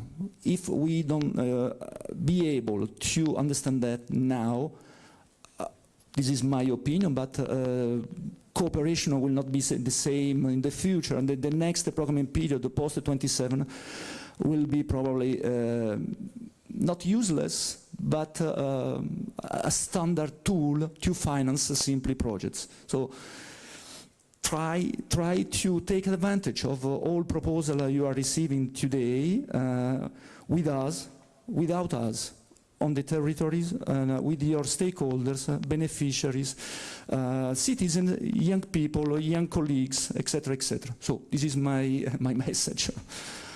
Thank you. Thank you for that, and I think it links to your final comment from Jan, reflection from your side, and there are questions, if there are no questions. There was. Thank you. Okay, so my name is Gabriela. I'm from Regions 4, which is a network of regional governments from all over the world. And I wanted first to thank you all for your very interesting contributions.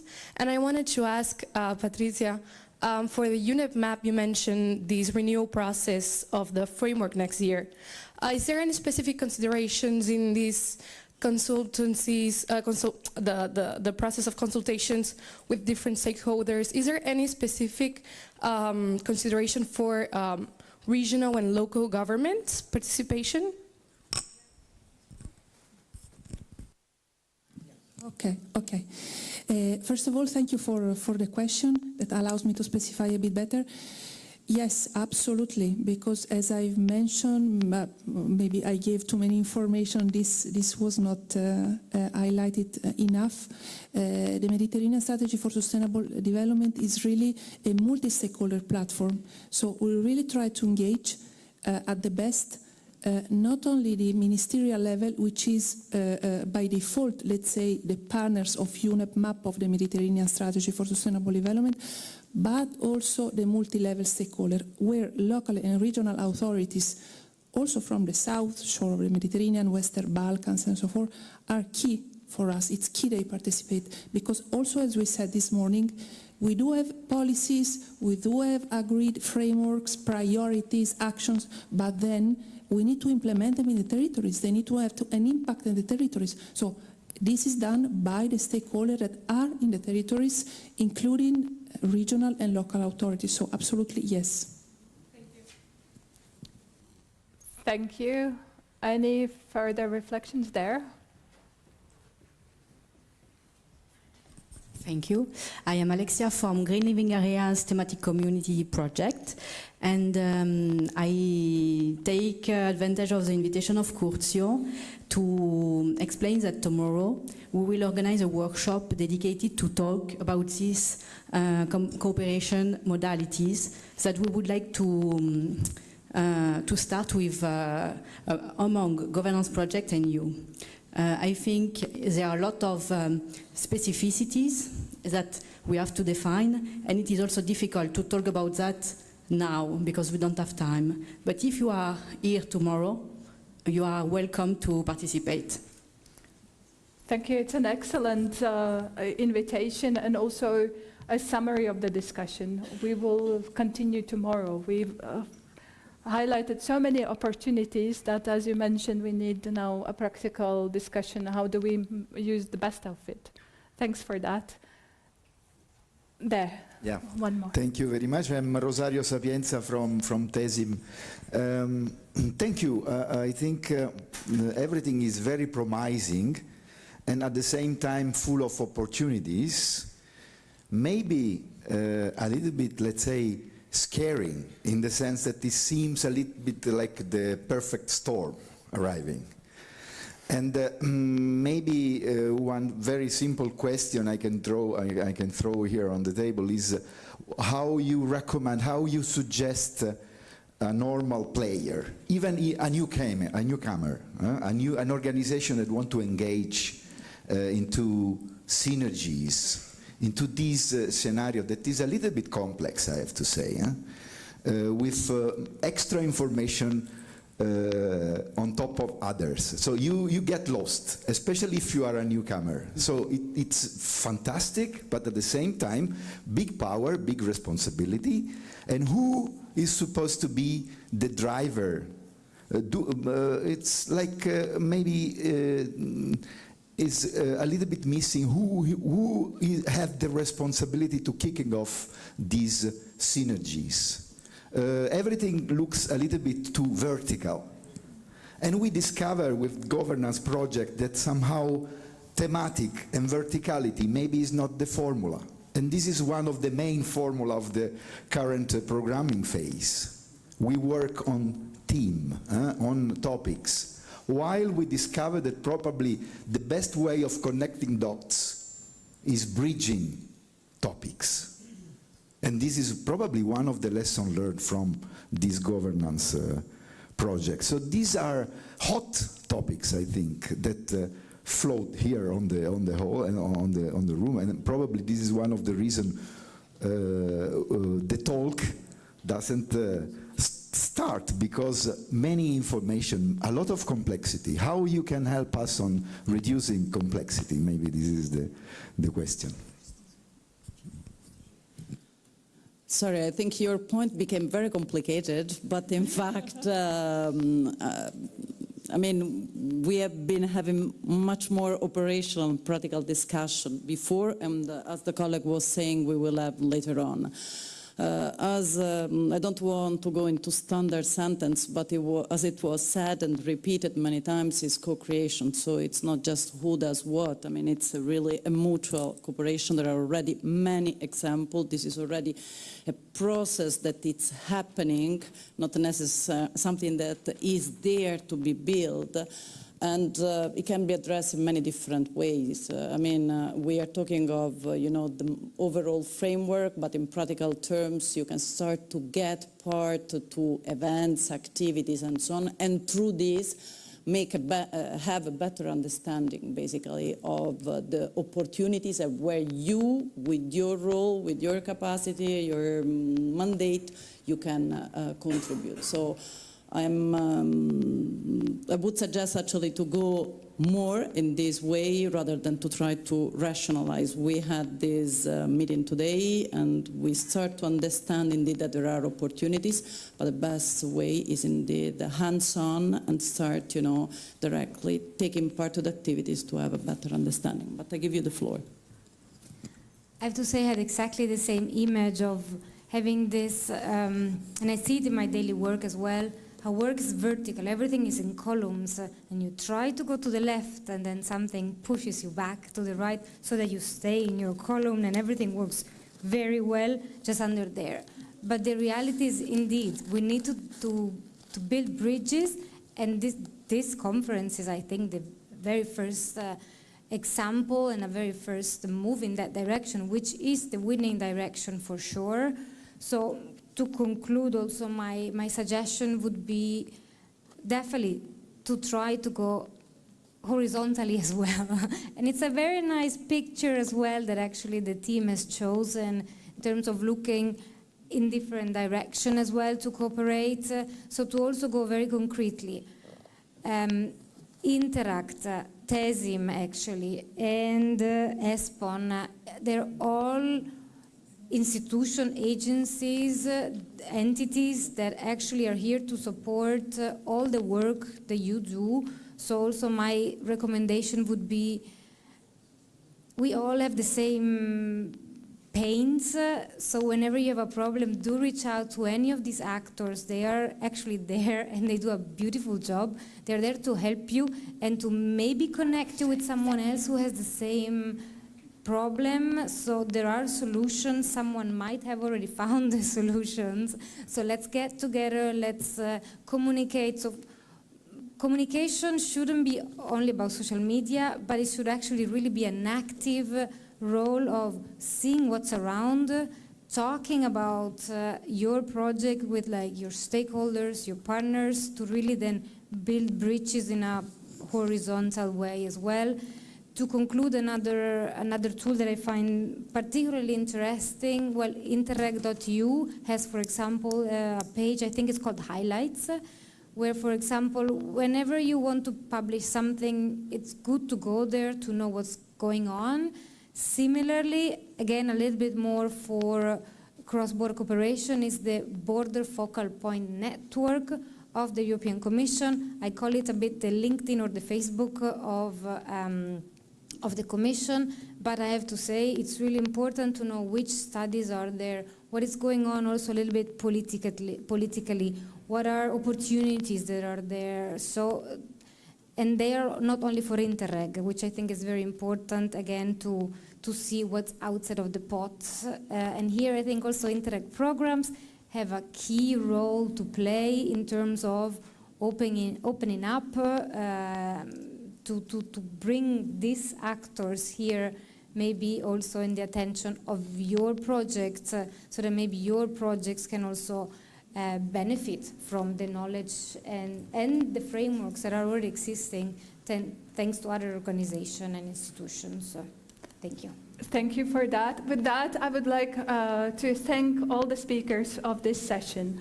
So we started with the project perspective, and now we came to the stakeholder perspective, showing and putting more dots up in the air, and tomorrow you will continue with pragmatic discussions, seeing how do we move on forward to use the best opportunities of the fact that governance projects are the ones that are supposed to work and bring everything together. You're not working in silos and in the vertical and tunnels, as we were discussing.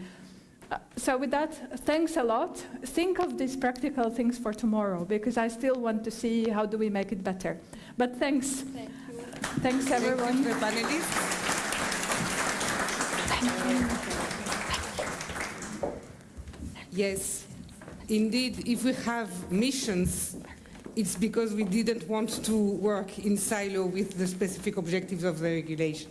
And this is why also we have our governance projects that are all working together in order to avoid this silo thinking we had before that. So we will see that in practice in the coming months.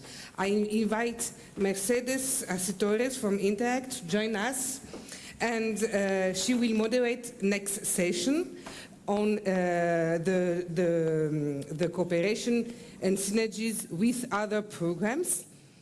I know that you are tired now, but please keep your focus on this last session. I know also that the results of our selection process have been published on our website, so please keep the focus on the conference now, and we will discuss. Yes, and you will have the opportunity, it's still published, and we will have the possibility to discuss that afterwards. So, before going in your round table, I would like to have the Interact position about regarding synergies, since you are in charge of synergies between programs, but also mainstreaming and macro-regional strategies in your different works within Interact, and we would like really to have also your opinion on that. Thanks. Oh, we have to go and sit? Oh, you could? No, because we are in the corner, so you can sit here. She Yeah. wants us to sit again. Why I was pushing so much for the gaps in the previous discussion as well, because we see that synergies and cooperation was highlighted for this period a lot. And we also see in our work with mainstream programs, for example, that synergies with Interreg is highlighted nearly in every program. However, we don't always have this in practice. It's more stays on the board level.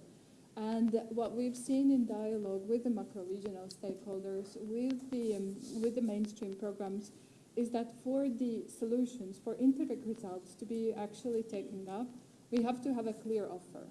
And governance projects in that sense, as we discussed, are very well placed because you can pull together, you can make sure that the solutions developed in the region are compatible with each other.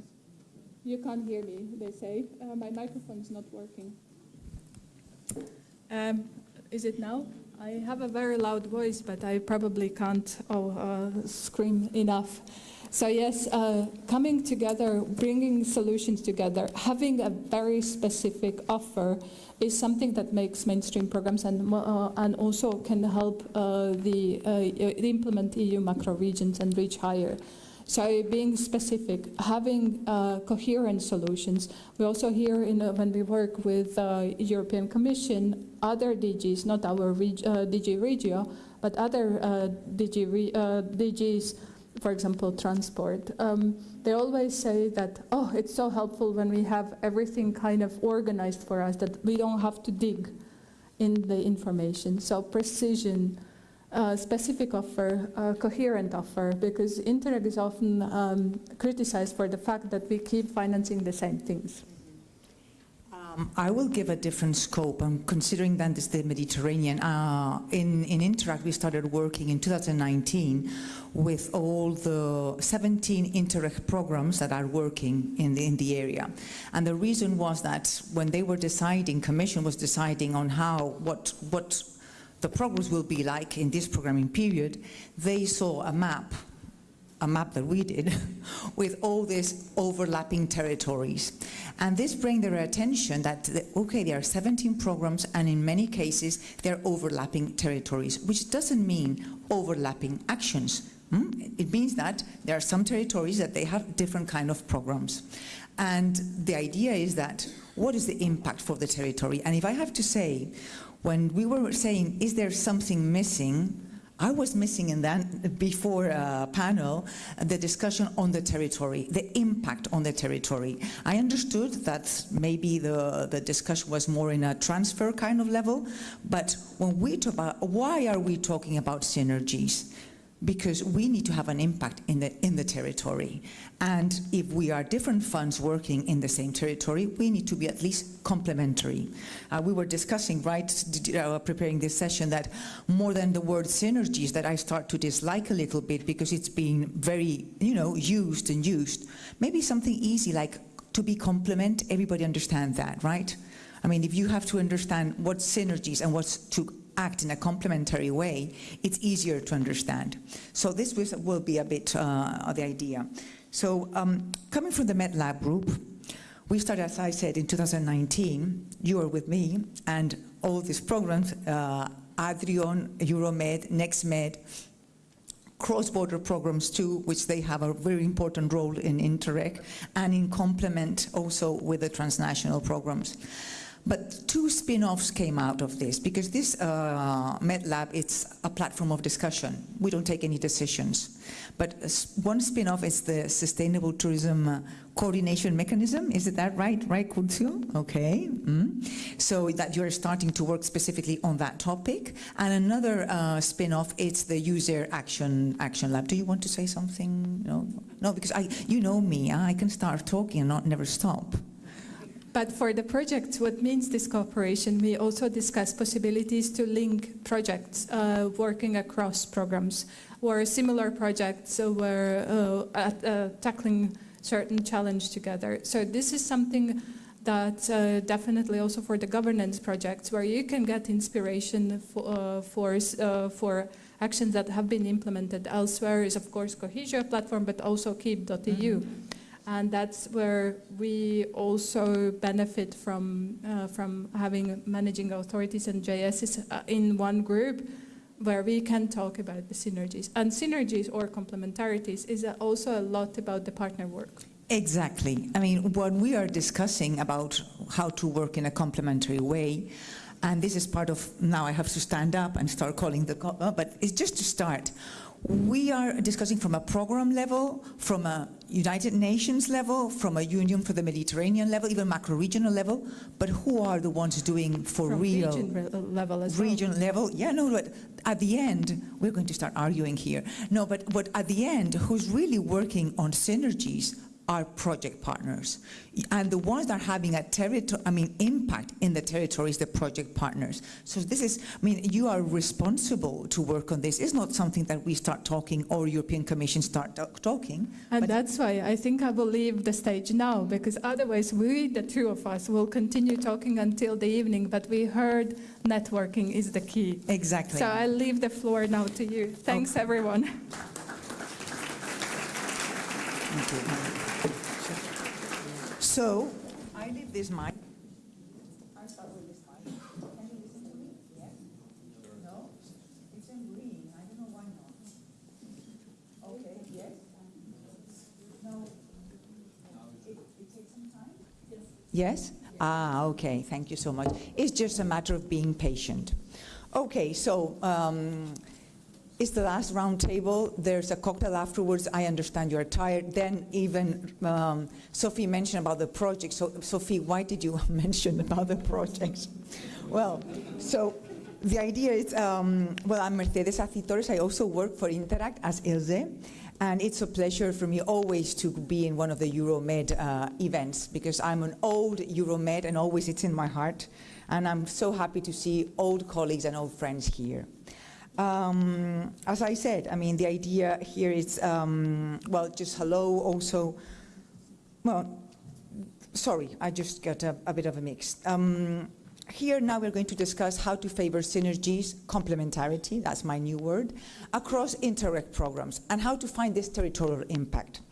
But also we're going to see what's still missing, because I think more important to say what are we doing, which we have to, applaud ourselves. We are doing many things. What is missing that makes us wanting to keep on working on synergies and complementarity? It's something missing, and we need your help to really understand what is the layer, and maybe some ideas come up after this discussion, and tomorrow you can add more. So I said Interreg across programs, and I would like to ask you, how many of course, all of you are in Euromed, if not, you wouldn't be here. How many of you, please raise your hand, those who also participate to other Interreg program? Okay, so you're quite a few. You see how you're responsible to work on synergies? Okay, now how many of you are not only working for other Interreg program, but maybe even other funds? I'm talking Horizon, okay, many. Okay, so yeah, quite a few. Another Darshai who didn't raise their hand. So, but yes, I mean, you see how you are the ones getting results from one kind of projects and can't improve or complement with other kind of projects. Oh, okay.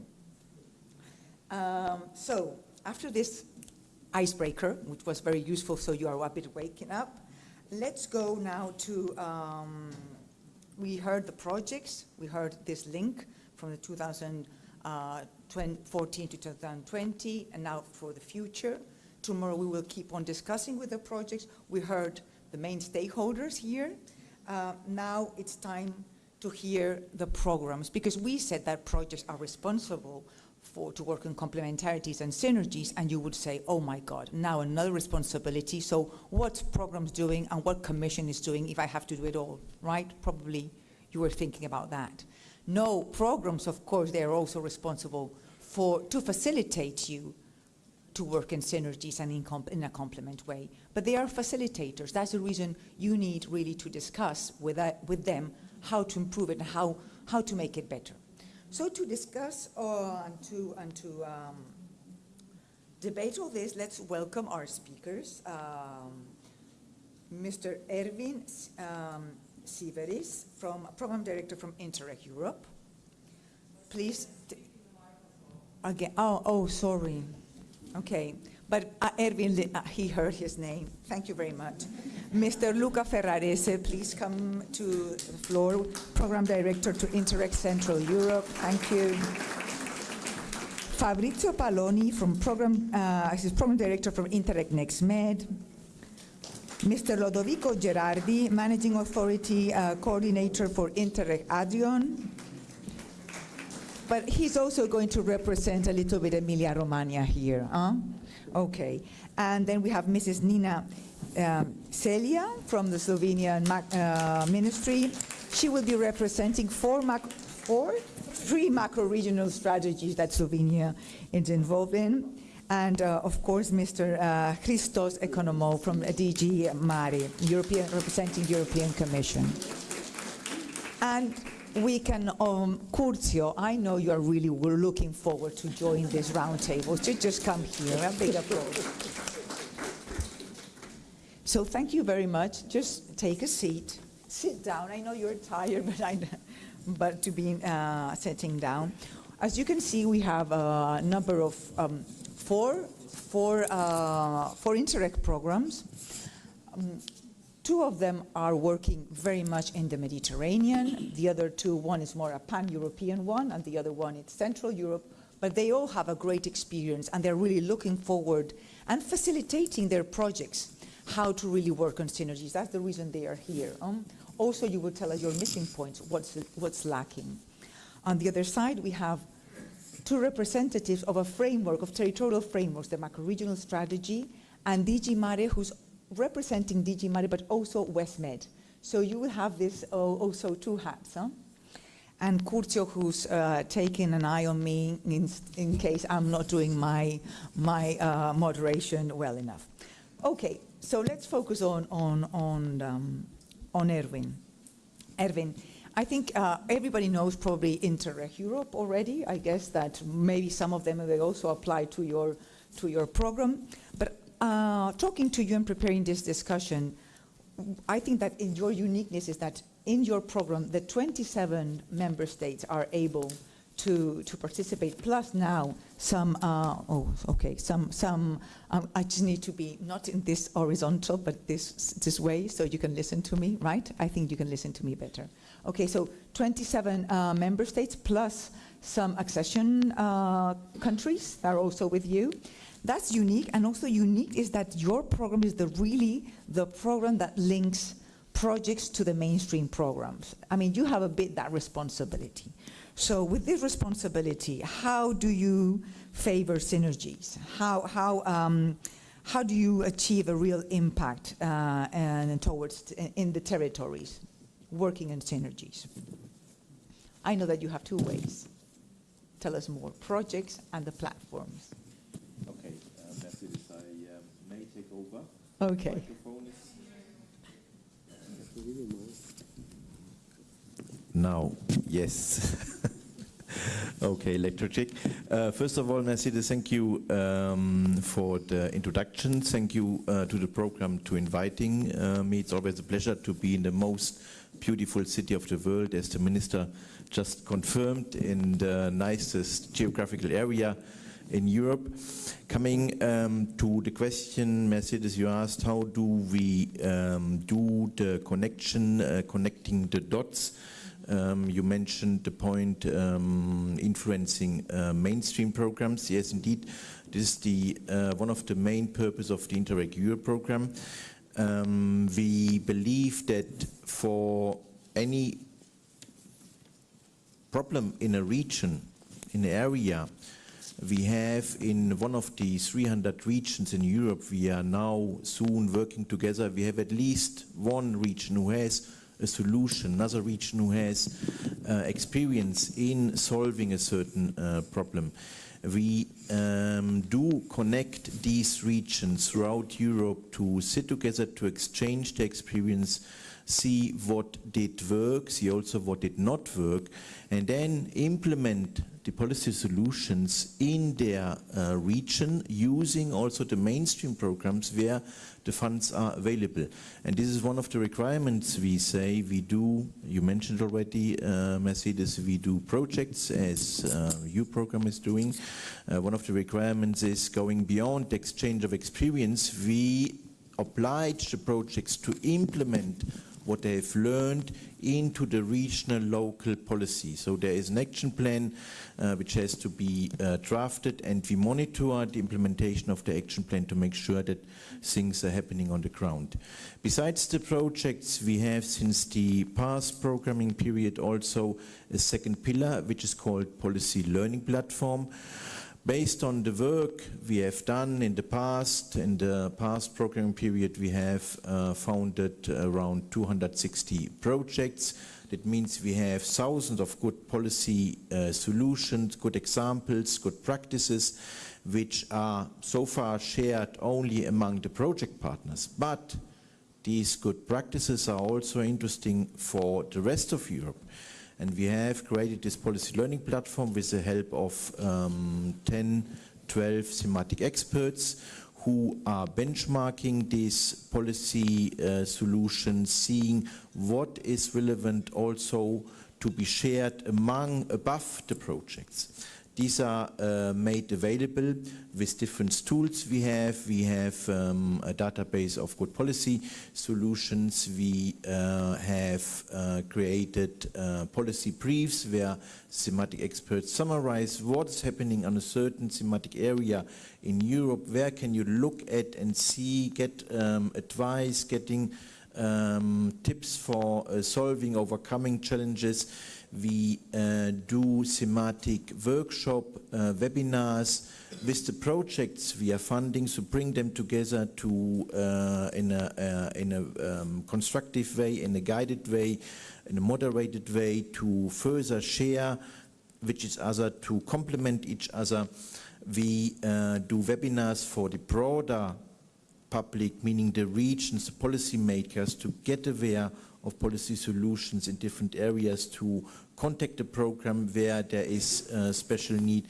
And then we have the so-called golden service, which is called peer review, where we invite regions in need to contact the policy learning platform, contact the program, the thematic experts, explaining what different issues you would rather see a need to share with other regions.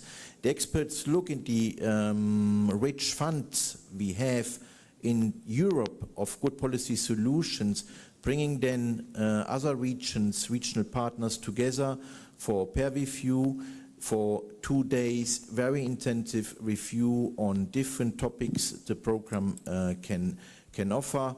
The regions share, the regions explain their experience, the other regions contribute what they have done, how they have overcome a certain policy solutions, and bring these regions together, equals together, which have the same problems, the same political constraints, the same issues from governmental side, lobbying side, administrative sides, helps to exchange, and you see having this exchange among equals has an impact, and the regions learn, and this peer review is then closed with a list of recommendations for the regions, and this is often a good start of a deeper cooperation which goes beyond this 2-day very extensive peer review, which often then leads to, or sometimes leads to project proposal by these regions which were put together.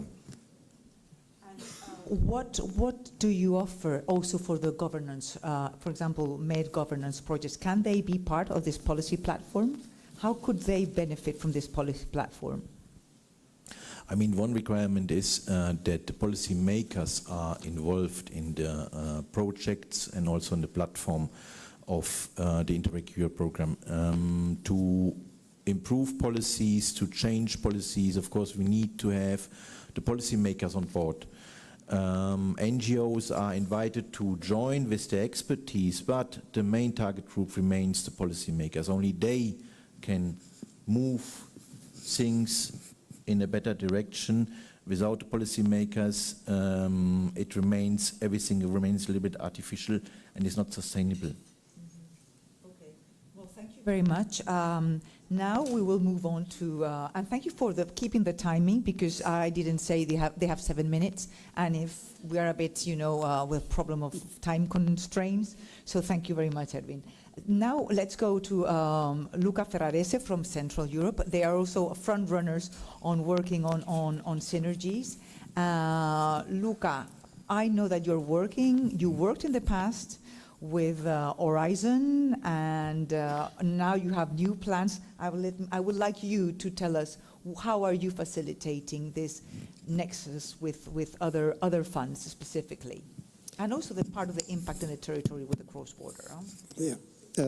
Thank you, first of all, for inviting me. Maybe somebody of you might ask why a guy from Vienna with a program which is very much to the north is here. But basically, first of all, just a couple of words. We are the program which is a little bit bridging between the Mediterranean and the Baltic. So we are in between. And we have been working a lot about capitalization, about what we call valorization more than capitalization, because this is a little bit a buzzword. What counts for us is add value to the funding we give to the projects, and you are projects here mainly. So maybe just to say what we did and what we are still doing is, first of all, to build the capacity of our project holders. We do a lot of training. We explain them a lot how they build on existing knowledge, how in their projects they have to then consider existing results instead of reinventing the wheel every time. And in this we do a lot with our applicants and beneficiaries. Does it work? Well, I have to say, in general, probably yes, but just today I just got an information that the projects we are funding now with the second call in January, there are 3 of them that are a little bit too much overlapping with other programs, and they didn't declare in the application form, and we detected it and we spoiled it, and then we will present the situation to our MC for further considerations. We had also together some cases like this. And so the first maybe recommendation is simply be very careful when you write your project, consider openly and address openly in your project the synergies and the complementarities. What we are doing then is to tackle capitalization, or let's say increasing the impact of existing results, making use of synergies and complementarities. We do believe that through synergies and complementarities, also across funding instruments, brings another value to the results of already funded projects. What we did for the 14-20 period was to have a call which was done together, especially with Horizon, on specific topics of interest for our regions. We identified these topics through a very thorough stakeholder engagement and involvement by listening people, getting information, what are their needs, and these projects, let's say, were putting together results of existing Horizon and Interreg Central Europe projects And with the money we were giving, they were shaping these results to new needs, to new territories, to new regions, to new stakeholders. And in order to take forward the results that were already there, in order to increase the impact. Did it work well? Well, we had a specific question on our program impact evaluation, asking to the independent evaluators to assess whether it is true, whether the hypothesis we had is confirmed. And I have to say I'm very happy that this was confirmed independently. These projects managed to bring forward results which were already there that maybe would have landed in a drawer after the project end. They managed to get new life with new territories and new stakeholders. And this is a little bit something that made proud of us. Not maybe it's worth mentioning here that last week one of our projects was awarded with the RegioStars Award, and this is one of these projects which was putting together Horizon and Central Europe project results for something more, something in addition. We will continue this approach. I don't know, Mercedes, if I can say already now, but. Yeah. Basically, we are planning to continue this approach. For the new programming period, we will have a capitalization call in which we target specifically the need of addressing border obstacles in a transnational functional area, which is Central Europe. We heard also today from the colleague from the ABR that very often what you need to deal, in order to deal with border obstacles, is to involve the policy making, maybe to involve the capitals in the border issue. This is what we want to do. We want to put together results of cross-border programs. We have an area with 15 national borders and 20 cross-border programs in Central Europe. We want to put together the results done by these projects together with the transnational knowledge and the linkages to the capitals that transnational projects have. We want to put it together in a new capitalization call, which we will start preparing into 2024. We will again go into analyzing the needs of the border regions. We will involve border stakeholders. We will have various rounds of collecting feedbacks to our ideas on identifying which topics make sense to address, and we will have most likely in November 2024 a forum of the cross-border authorities of Central Europe in Vienna. So this is something we started with, and of course if somebody of you is in Italy, Slovenia and Croatia, which are also parts of our program area, we are very happy to join us and to contribute to this debate. Thank you. And I know that you're also planning with collaboration with another program. Yeah, I mean, maybe you could mention this. We are very open always to valorize experience and funding from other programs, especially the bigger ones. You know, we are Interreg. We are small by definition. We don't have money for large infrastructure. But what we want to do is to talk and to have dialogues with big players in order to get other funding opportunities for our projects to continue their, let's say, initiation, like preparation of investments, for example, into something bigger, maybe concrete investments, can be mainstreaming, can be Euro-wide programs. And one of those is the Clean Energy Transition Partnership of Horizon, which is running on a yearly basis calls which are rather large. And we have a good cooperation with them in order to identify possible synergies and offer, maybe with calls which are tailored to the needs of the Interreg world, some funding opportunities for results and, let's say, outputs which are produced through our Interreg projects. This is ongoing, and we hope to get some concrete opportunities for our stakeholders. We will call you. We will like to know more. But what I would like to here emphasize is what you just mentioned. I mean, we are Interreg. We are not other kind of programs. And Interreg brings territory here. And I think the solution that you gave, that getting, for example, Horizon kind of projects and bring it to the territory, in your case, to Central Europe, it's a really clear and wise way of being complementary to other kind of funds. So I really think that's, personally, I think it's a really good idea, and do it through capitalization, right? Okay, so now we go to our next guest.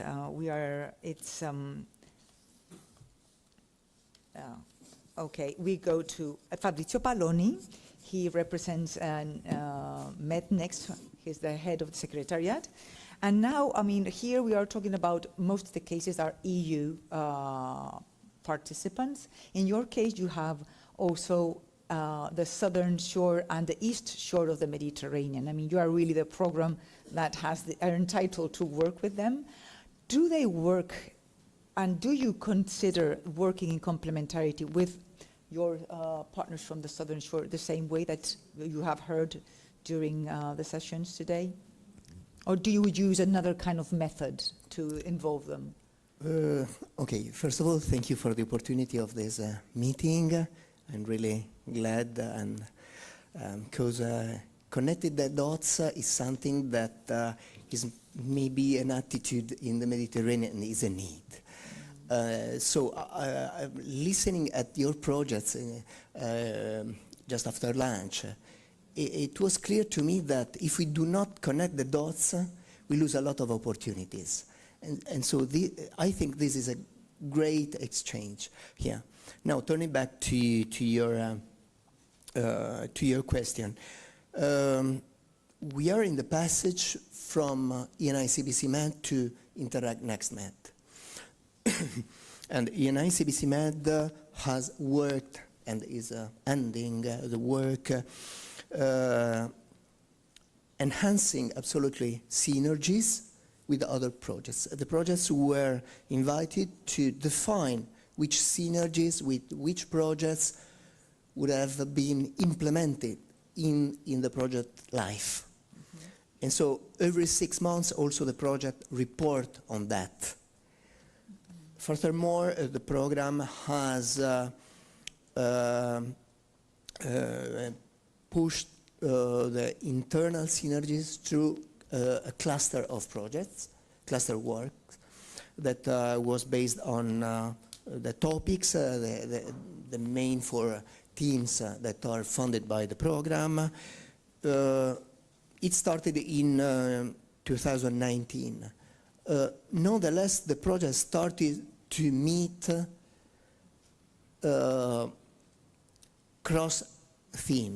crossing the themes, because they realized that they needed something else and some more.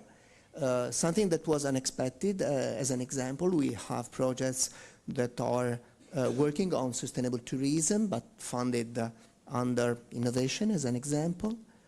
And they started to meet even out of the initial clusters. Mm-hmm. This is. Synergies were also set since the beginning with some other programs. As an example, in April 2019, there was a memorandum of understanding with the Union for the Mediterranean. Mm-hmm.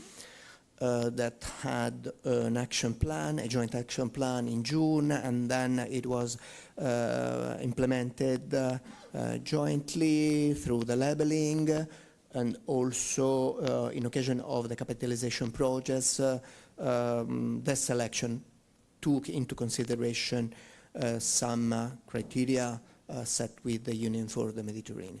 Then synergies also through capitalization. In the capitalization, the project take other models and results and experiences mostly from ENPI or from ENI projects, but also from a basket made up of 25 projects selected between Interreg Med, 12 projects, and the Union for Mediterranean, 13 projects. And some of the 16 funded projects are the continuation of projects funded by other programs. One was mentioned today, Plastic Busters. One of our capitalization projects is Plastic Busters CAP. Mm-hmm. So this creates and carries out a lot of synergies. Nonetheless, it is not enough.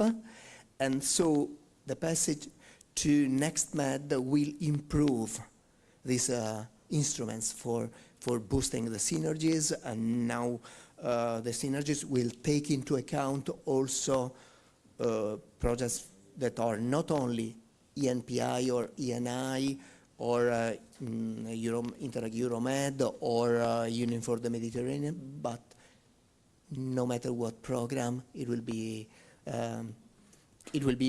supported.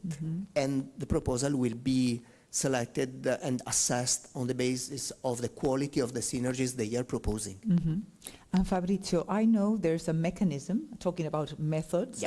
Could you maybe mention already this sustainable tourism mechanism and explain a little bit more? Yes, for sure. I guess that maybe after Curcio will add something if it's needed. I give the call to him for later, but it was a boosting reflection for us, establishing a synergy idea on one specific topic, that is sustainable tourism, where the originally 3 programs started to work together, to analyze the best practices, to create some tools, some criteria, a catalog of practices that can be shared and can be a stimulus for everybody.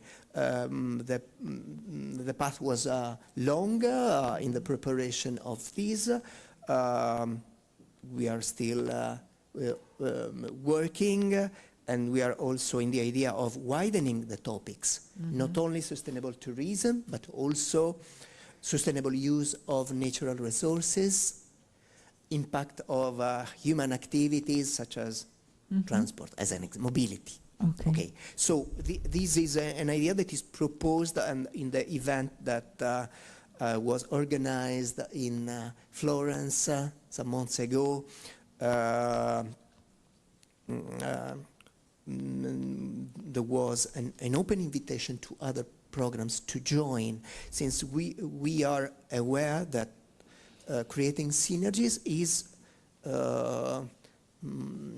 has a multiplier effect on the opportunities and on the resources we access.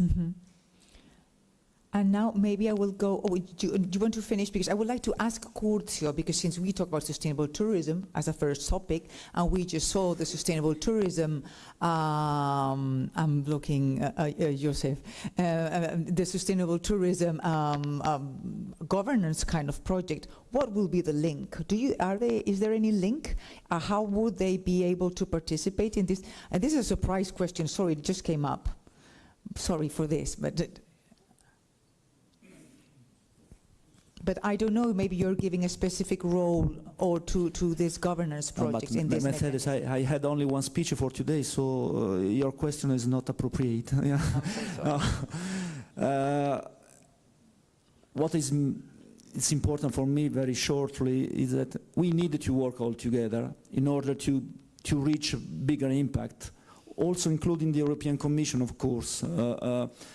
What is clear that the European territorial cooperation is not the same that we started 20 years ago for most of us. So now we are a new framework. Synergies are not only in one program between a project and its territories, but we are involved all together in the same area, cross-border programs, transnational one, interregional, in order to reach, to achieve solutions, because the problems we face are too big for each of to be alone as a challenge. So even in that way, it will be quite difficult. So of course, the mechanism it's a testing, a pilot experience, in order maybe to propose something new to the European Commission, DG Regios, for the new regulations, in order to take into account better the added value of the capitalization, of valorization of results, transferring of results, in order to find a solution at the end of the story for all of us as citizens. So this is why it's important for me. Thank you, Curcio. You didn't say the specific role, but well, maybe something that you will come tomorrow. Yes, Lodovico, you just keep the mic. It's for you now. Oh. Okay. So, Lodovico, now you are also in the Mediterranean, but you have also a specificity, and is that you are devoted 100% to the macro-regional strategy, user macro-regional strategy. And this is your framework, and you have to work on synergies, yes or yes. Tell us a bit more. I mean, how do you work in synergies, and do you consider maybe other programs, other cross-border programs in the area? Yes, for the regulation I have the obligation to work with the other cross-border programs. This is one point. But I speak about the regulation because I believe that for the next programming period will be very useful to revise the regulation in order to specify, but not only the Interreg regulation, also the CPMR regulation, in order to force to have more connection between program and program, and not only inside the ATC, but also in the mainstream for the beginning, but also with other program as Horizon, as Life, as from my program, for sure IPA, that have the majority of the money, and this use of different funds and the opportunity for an Interreg program, an Interreg transnational program, to be a point of connection in the same geographic area of different opportunities given by, for instance, the program as I said, Horizon, and Luca said very well that there are the possibility to build a bridge with this kind of projects, this kind of funds. And I believe that is useful for us to be more concrete in this rule. Our capital as Interreg program are the partners, the network of applicants, the stakeholders that we mobilize during the call, because we arrive in a wider area of applicants, more wide as Horizon, because this program is much more devoted to the university research center and so on, or, for instance, Life, or the program of DG Mare, because are more devoted to the sea. My program has the name of two seas, but the majority of the country, of the area is an inland. And this means that we have to cooperate with DG Mare, but also with DG NEAR, but also, for sure, with DG Regio, but is our main, not the main financiary donors, because now is DG NEAR. And we have to increase the participation also of DG NEAR. And for instance, for the future, we have to force this. But I'll be back. Your question, because I spoke of other things and not of your question, but it is typical from my side. I'm old, very sorry, and I forgot the way. But anyway. Do you want I repeat the question? No. No. Be back. Reload. No, the question is how can be useful for the strategy? Good point, you see. Doing the things that I said before. Because if I use only the money of my program, the strategy is not a strategy. Because 160 million euro for 10 countries isn't a strategy. The strategy has to mobilize much more money. The impact of Interreg program. An Interreg program alone have no impact, because we draft strategies, we draft an action plan, we can identify, we can achieve the agreement between partners, but we have not money enough to have a really impact to the territory.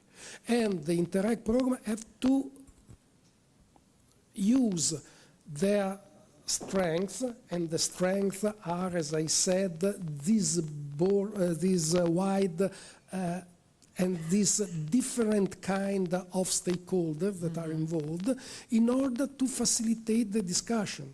I think that we didn't very strong in the past. We try to do it, but we didn't. We try to be more effective in the future, is to mobilize this different kind of stakeholder. Stakeholder as project partners, as applicants, but also stakeholder as the member of the governing board of EUSAIR or Danube or Alpine Space or WestMed, in order to increase the agreement and the understanding of what are the things that have to do. Because a lack, I believe, in achieve some concrete result is in the fact that a lot of politician or people that can have and take decision have not a clear idea of the really possibility of the different instrument. And it is the same also in the Commission, very sorry, because you use, for instance, and you have the mind of your instrument. But it is really difficult to speak with different DGs, and please share and use a synergy between the different DGs. Another thing that we can do and help the Commission to make synergies between the different DGs. And I believe that we can do it. Yeah, I mean, I know that DG Mare on their own, they do. No, but I know DG Mare on your own, you try to do it because of also the sea basing strategies but it's true that sometimes in our kind of events, we get people to meet, but it happens. Now, could you explain very shortly your head as a region and this place-based kind of projects and the need of regions and the mainstream programs, because you have also this experience. Yes. Okay. So he has double time. He has 14 minutes, not 7. I exchange my head, and now I speak as an official of Emilia-Romagna region that are involved in the monitoring committee of mainstream in my region as representative of Adrian program. Because in my region, but in a lot of other regions, there are these common management of the different instrument of cohesion policy. And this means that I'm involved in a monitoring committee of ESF, ERDF, regional program, and of agricultural funds. Why? Because we strongly believe that, my region strongly believes that this cooperation and this common monitoring of the effect of the different programs together is a unique way to realize something of concrete. But we also try to use different instruments, and I give to you an example. Right now, we are involved in a very big life project with our Agency of Environment and with the Agency of Po River, a very big life, 80 years life. I believe that are 16 million euro. It is a basing Interreg program that study and try to find solution of the water management of the Po River. Are involved also the other regions around the Po, for sure. And in order to be more resilient to the climate exchange that now we have. Okay, this is a part. This project started on 2023, at the beginning. Now we try to ask to the ESPON in the targeted study as lead stakeholder to have and to study exactly some problems related to the flooding, to the management of these high phenomena of raining and so on, in order to give to the project that are in development, this LIFE project, to give indication that can help us and the other regions involved in this LIFE project to carry on better the LIFE project. ESPON is useful to carry on better, to develop in a better way a LIFE project. Mm-hmm. And I believe that this is a nice objective, to help a project to help to achieve result in a project financed by DG Environment using ESPON that is financing by DG So we will have Region. here three links. We will have Interreg with ESPON, we will have the LIFE project, and we'll have the mainstream program. Yes. So we are combining the three, and each of them are looking, it's complementary. Exactly. I would like to know how many of you, I just want to keep you awake, how many of you are regional agencies, regional department, I don't know, representing regions? 2, 3, 4, 5, 6. I mean, okay.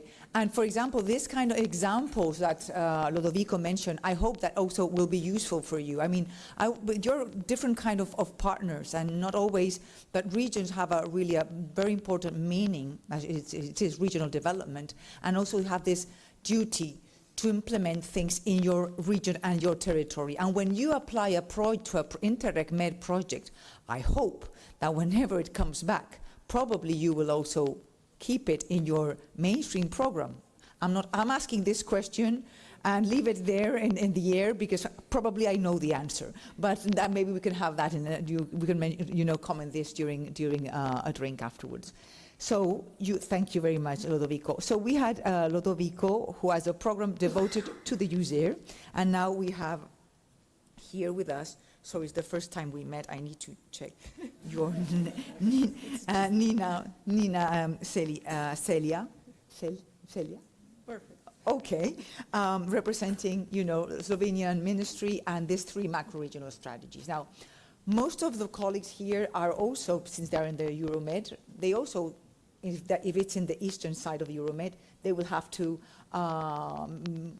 be in line with you. But we would like you, if you can remember a little bit, what's a macro-regional in a very practical means, and what that implies for the projects, and then the combination of how do you really work with these three different macro-regional strategies.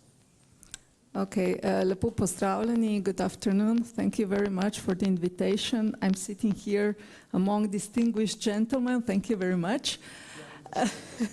Yes, I'm in the center. We make the quota. Here we do make the gender quota, but we are not arriving. Yes, so macro regions, that's, like sometimes a trick question. What is that?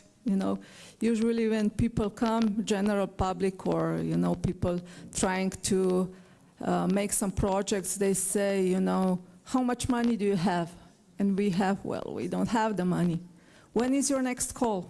We don't have the money really, wrong address, sorry, this is not it. But the idea is that exactly, I remember probably 20 years ago being in Brussels, listening to the European Commission and saying, we have like a galaxy of different programs, mechanisms, instruments, but they don't talk to each other, Even mainstream programs, some regions, they don't talk to each other. So we have to do something that, we can establish a platform where, these ideas could be exchanged. And, the macro-regional strategies were born. Unfortunately, we are not in the Baltic. We have forests and so on. We would like to be, but maybe sometime. But yes, we are in 3 macro-regional strategies, the only country with the whole territory. And it is quite a challenge because if we compare different macro-regional strategies, I would say, we have the Alpine, and then we have the Danube, Adriatic and Ionian. And, I would say that the needs are the same. We all need sustainable tourism, we all need circular economy, green infrastructure, we need, all those things, but the challenges are so different. For example, very plastic example, if we talk about connectivity and infrastructure and roads and so on within the Adriatic Ionian, the idea perfect would be that you could travel from Italy through Slovenia, to the south without stopping, that you would have highway, that you would know exactly what time you would be from point A to point B. So this is the idea. In reality, this does not happen. You were saying before we are Interreg, we don't have big money for big infrastructure projects. Well, macro regions, we don't have that money at all. But we can write, and see what could be done.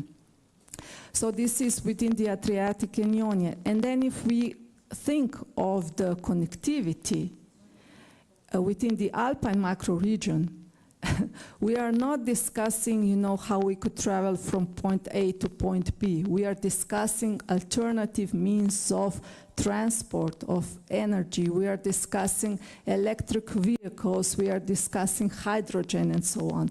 So I would say in general, the challenges of Interreg projects and macro regions are the same. The needs are different, and the actors are very different. So, for example, if we say within the Interreg projects, we have different communities, we have regions, we have local level, and all those really important projects, most of the times they are solving maybe some local issues, if we are talking about cross-border programs, or regional issues, But when we are talking about macro-regional strategies, we are talking about the political level. So the strategy by itself, it means that something is long-term. You cannot count the projects. And now, the Commission is really pushing for these indicators and, what is the added value of macro-regions. I'm saying we cannot count the projects. We don't have the money. And then what is the difference between the macro-regions and the Interreg programs, So the benefit of the macro regions is that at least once a year, the ministers of one macro region, they sit down together, they have to be aware why they are there, So this is our homework, to get them know what is the macro regional strategy about, what was the progress in 1 year, and they discuss openly the joint issues. They even, sign joint declarations. They say this is the way forward to all the implementers. And this, in my opinion, is still the biggest added value of macro-regional strategies, because I don't know how many times within the transnational programs, all the ministers sit together and discuss things, Yeah. Yes, they don't. So Nina, this is. Would you say that's maybe the mutual benefit for for a macro-regional and also the Interreg project, because it's a platform to show what have been done in a very specific way in a specific area, right? It's the highest level gets to know what the lowest level is doing, more or less, or regional level is doing. Definitely, and I will also present you one example. Within the Interreg projects, let's be honest. Ilse was trying to be honest and say, what are the challenges? Many times when the funds run out, maybe the projects stay, maybe, they don't. They seek for other solutions. But what happened within the Alpine macro-regional strategy was that there was one project established called Circular 4.0, which is also one of the Regio Stars candidates. And, you know, the beneficiaries came to us and they said, you know, we have all these countries involved, we have all this platform, you know, but now we ran out of money. What can we do? So we presented this project, really good project, to the higher level. And, you know, circular economy became, from this project, a cross-cutting issue on the macro-regional strategy. So this is also one of the practices, you know, that could be introduced. I'm not saying that every project, you know, could become cross-cutting issue, you know, but, you know, we can discuss and see what are the benefits of the macro-regional strategies and then of the programs. And maybe just one more thing that also Ludovico was mentioning, you know, I know that Commission is trying really hard for this embedding, we would say, you know, how the topics are embedded into the macro-regional strategies and so on, you know, but we are there now. And now what? You know, I would not say that Adrian program, you know, will do much better because we are embedded, or the macro-regional strategy will do much better because we are embedded. But, you know, we need to find, you know, where are the challenges and the limits that the macro-regional strategies can do on the political level and what the programs can do, and then there we have to find the balance. And also to conclude, you know, many times it is said, you know, you need this bottom-up approach, you know, but then we agree. We need bottom-up approach for the programs, for the programming and everything, you know, but on the macro-regional strategies level, you know, what is then macro-regional strategy if we have this bottom-up approach?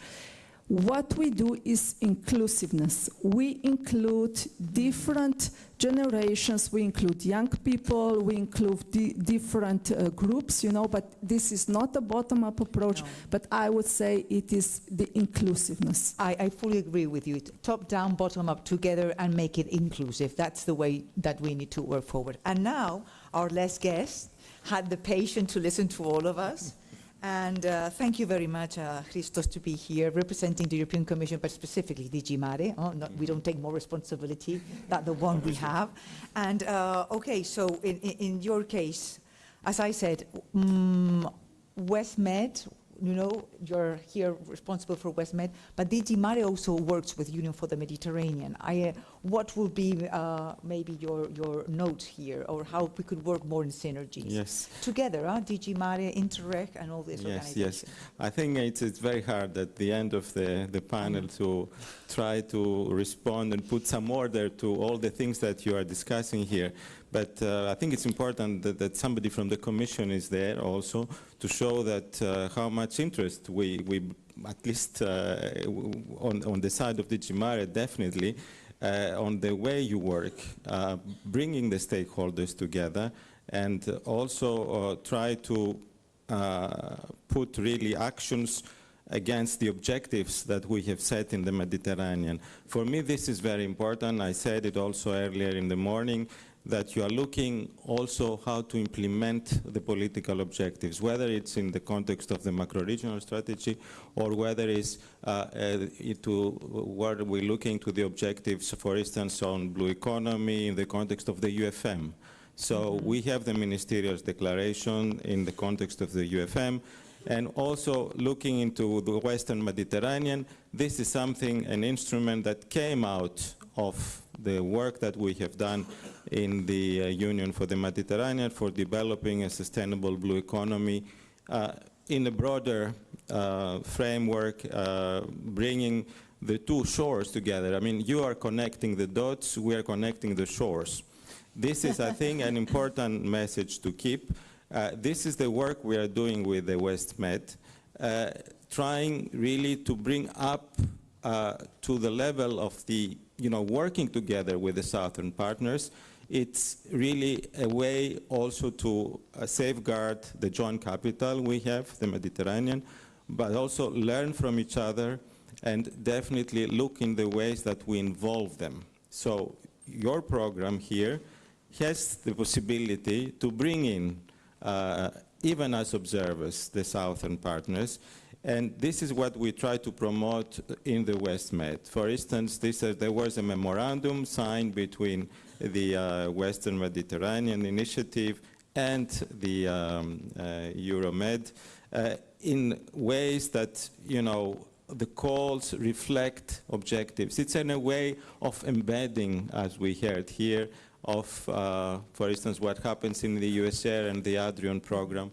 This, I think, we learn as we grow. I remember in the previous programming period, Western Mediterranean, we couldn't bring it anywhere. Now, it is there. It is there. And this is also how we would like really to work in the future, to have this cooperation set up with stakeholders and between initiatives. People said earlier on, and this is now the part that I'm commenting also to what I heard, that yes, maybe we have similar projects. I mean, we have to be very careful on that, on what we promote through the different instruments. I mean, Interreg is really a very well-known project. I mean, the Euromed is it does a very visible work. So this has also to communicate very well with individual Interreg programs that happen and activated around in the Mediterranean, the cross-border programs. And they are all working under the same political priorities. Mm-hmm. What we heard earlier, that, you know, the ministries, the managing authorities really need to work well together at national level. It's something that happens now much more than in the past. The same also goes for the Commission departments, to come to the comment, that we also learn how to work together. And for instance, in the case of DG Mare, we have to work together with DG Regio, with DG NEAR, with RTD, because when we are looking to blue economy, how to, you know, promote blue economy, we need to go in all these different sectors, from tourism to connectivity to ports to technology, going much beyond the fisheries, aquaculture, things like, you know, which come directly under the remit of DG Mare. So blue economy, but per se, it's much broader, and we need to involve all these other people, these other colleagues from there, and look into the work they are doing in Horizon, in LIFE, talking about the DG Environment, etc. So this is a little bit a constant effort, but if I want to keep two words, then how to involve both sides of the Mediterranean is very important for us when we're looking into the blue dimension. Mm-hmm. I know that you are looking on many other things, but the blue dimension needs both shores. That's one message. And the second is how you implement policy in the best possible way. And you can have, even through the policy, through these missions and the policy-related reflection that you run in Interreg, it's how even to implement better. So not only look about what new things we need to do, but also how we can really implement what we have. The impact of our actions through the programs, through the, this is where we will be judged into in few years from now. Voila. Thank you so much. Thank you so much, because I think we can go up with, I was going to say this idea of what's missing, and you said it. I mean, the idea of how to implement better. Probably we implement a lot. We have lots of examples to see, and we always have to see this extra mile, right, going to implement better. And capacity building is one of the ways. Just to summarize, and I think end up on time, considering that we finished a bit, we started a bit later, but how programs are really helping projects to improve and work on synergies. We can sum it up, at least in the Mediterranean area, but also I think in other is through capitalization kind of calls, through capacity building, and opening this capitalization calls to EU, other EU funds, but also Interreg, also cross-border. And then we have the strategies, the macro-regional strategies and the WestMed strategy, but you gave a broader view. It's not only the WestMed, which is, I have to say, really practical kind of exercises, because I'm following a little bit more.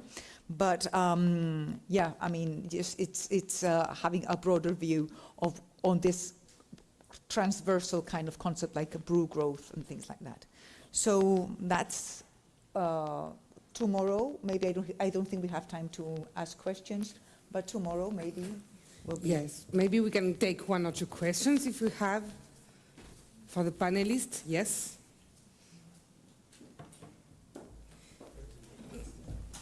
Colleagues are coming, yeah. Now we get 2 microphones.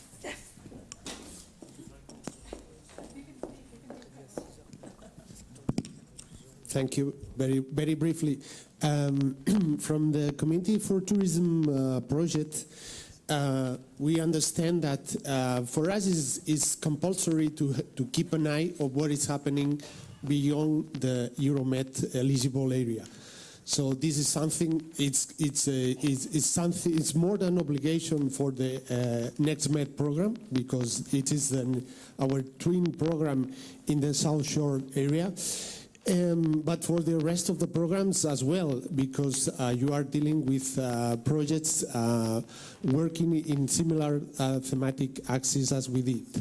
As an example, in the former programming period, we carried out an analysis of tourist-related projects in the different programs, and we found more than 400 tourist-related outputs that could be interesting for tourism in the Mediterranean. This information is collected in a database, and for this programming period, we are going to keep feeding this information with this knowledge because we understand that this is very valuable for our stakeholders and for the development of the tourism in the Mediterranean. So this is a request. We are going to keep feeding this database, so we will like to have your cooperation, your collaboration in getting the information of the results produced by your projects. Thank you. Thank you. Do we have other questions to the panelists? No, you're tired. Okay. So thank you to all of you. Thank you, Mercedes, for moderating this session. Thank you, all of you, for all these interesting and inspiring concrete practices and proposals. The idea tomorrow morning is mostly to react on today's proposals, so think about it, suggestions, discussions, etc., with an eye on how to contribute also to the future of territorial cooperation. And tomorrow afternoon, we will have 4 workshops. Each mission has organized, and the governance project of each mission has organized dedicated workshops in order to dive deeper in concrete contributions and involvement of stakeholders within each mission scope and objectives. So, for people online, let's reconnect tomorrow morning. For people here in the room, it's cocktail time. Take this occasion to continue discussing and networking. For those who has already registered for the buses will leave at 7 o'clock. But of course, for those that want to network and discuss more, you can stay still to the cocktail. And if there are some places left in the last bus, those that have not registered, maybe you can jump in one of the buses. But priority will be given to those that have registered, of course. Otherwise, taxis are there. And please do not forget to return your headset. You will take new ones tomorrow morning. Thank you. Bye-bye.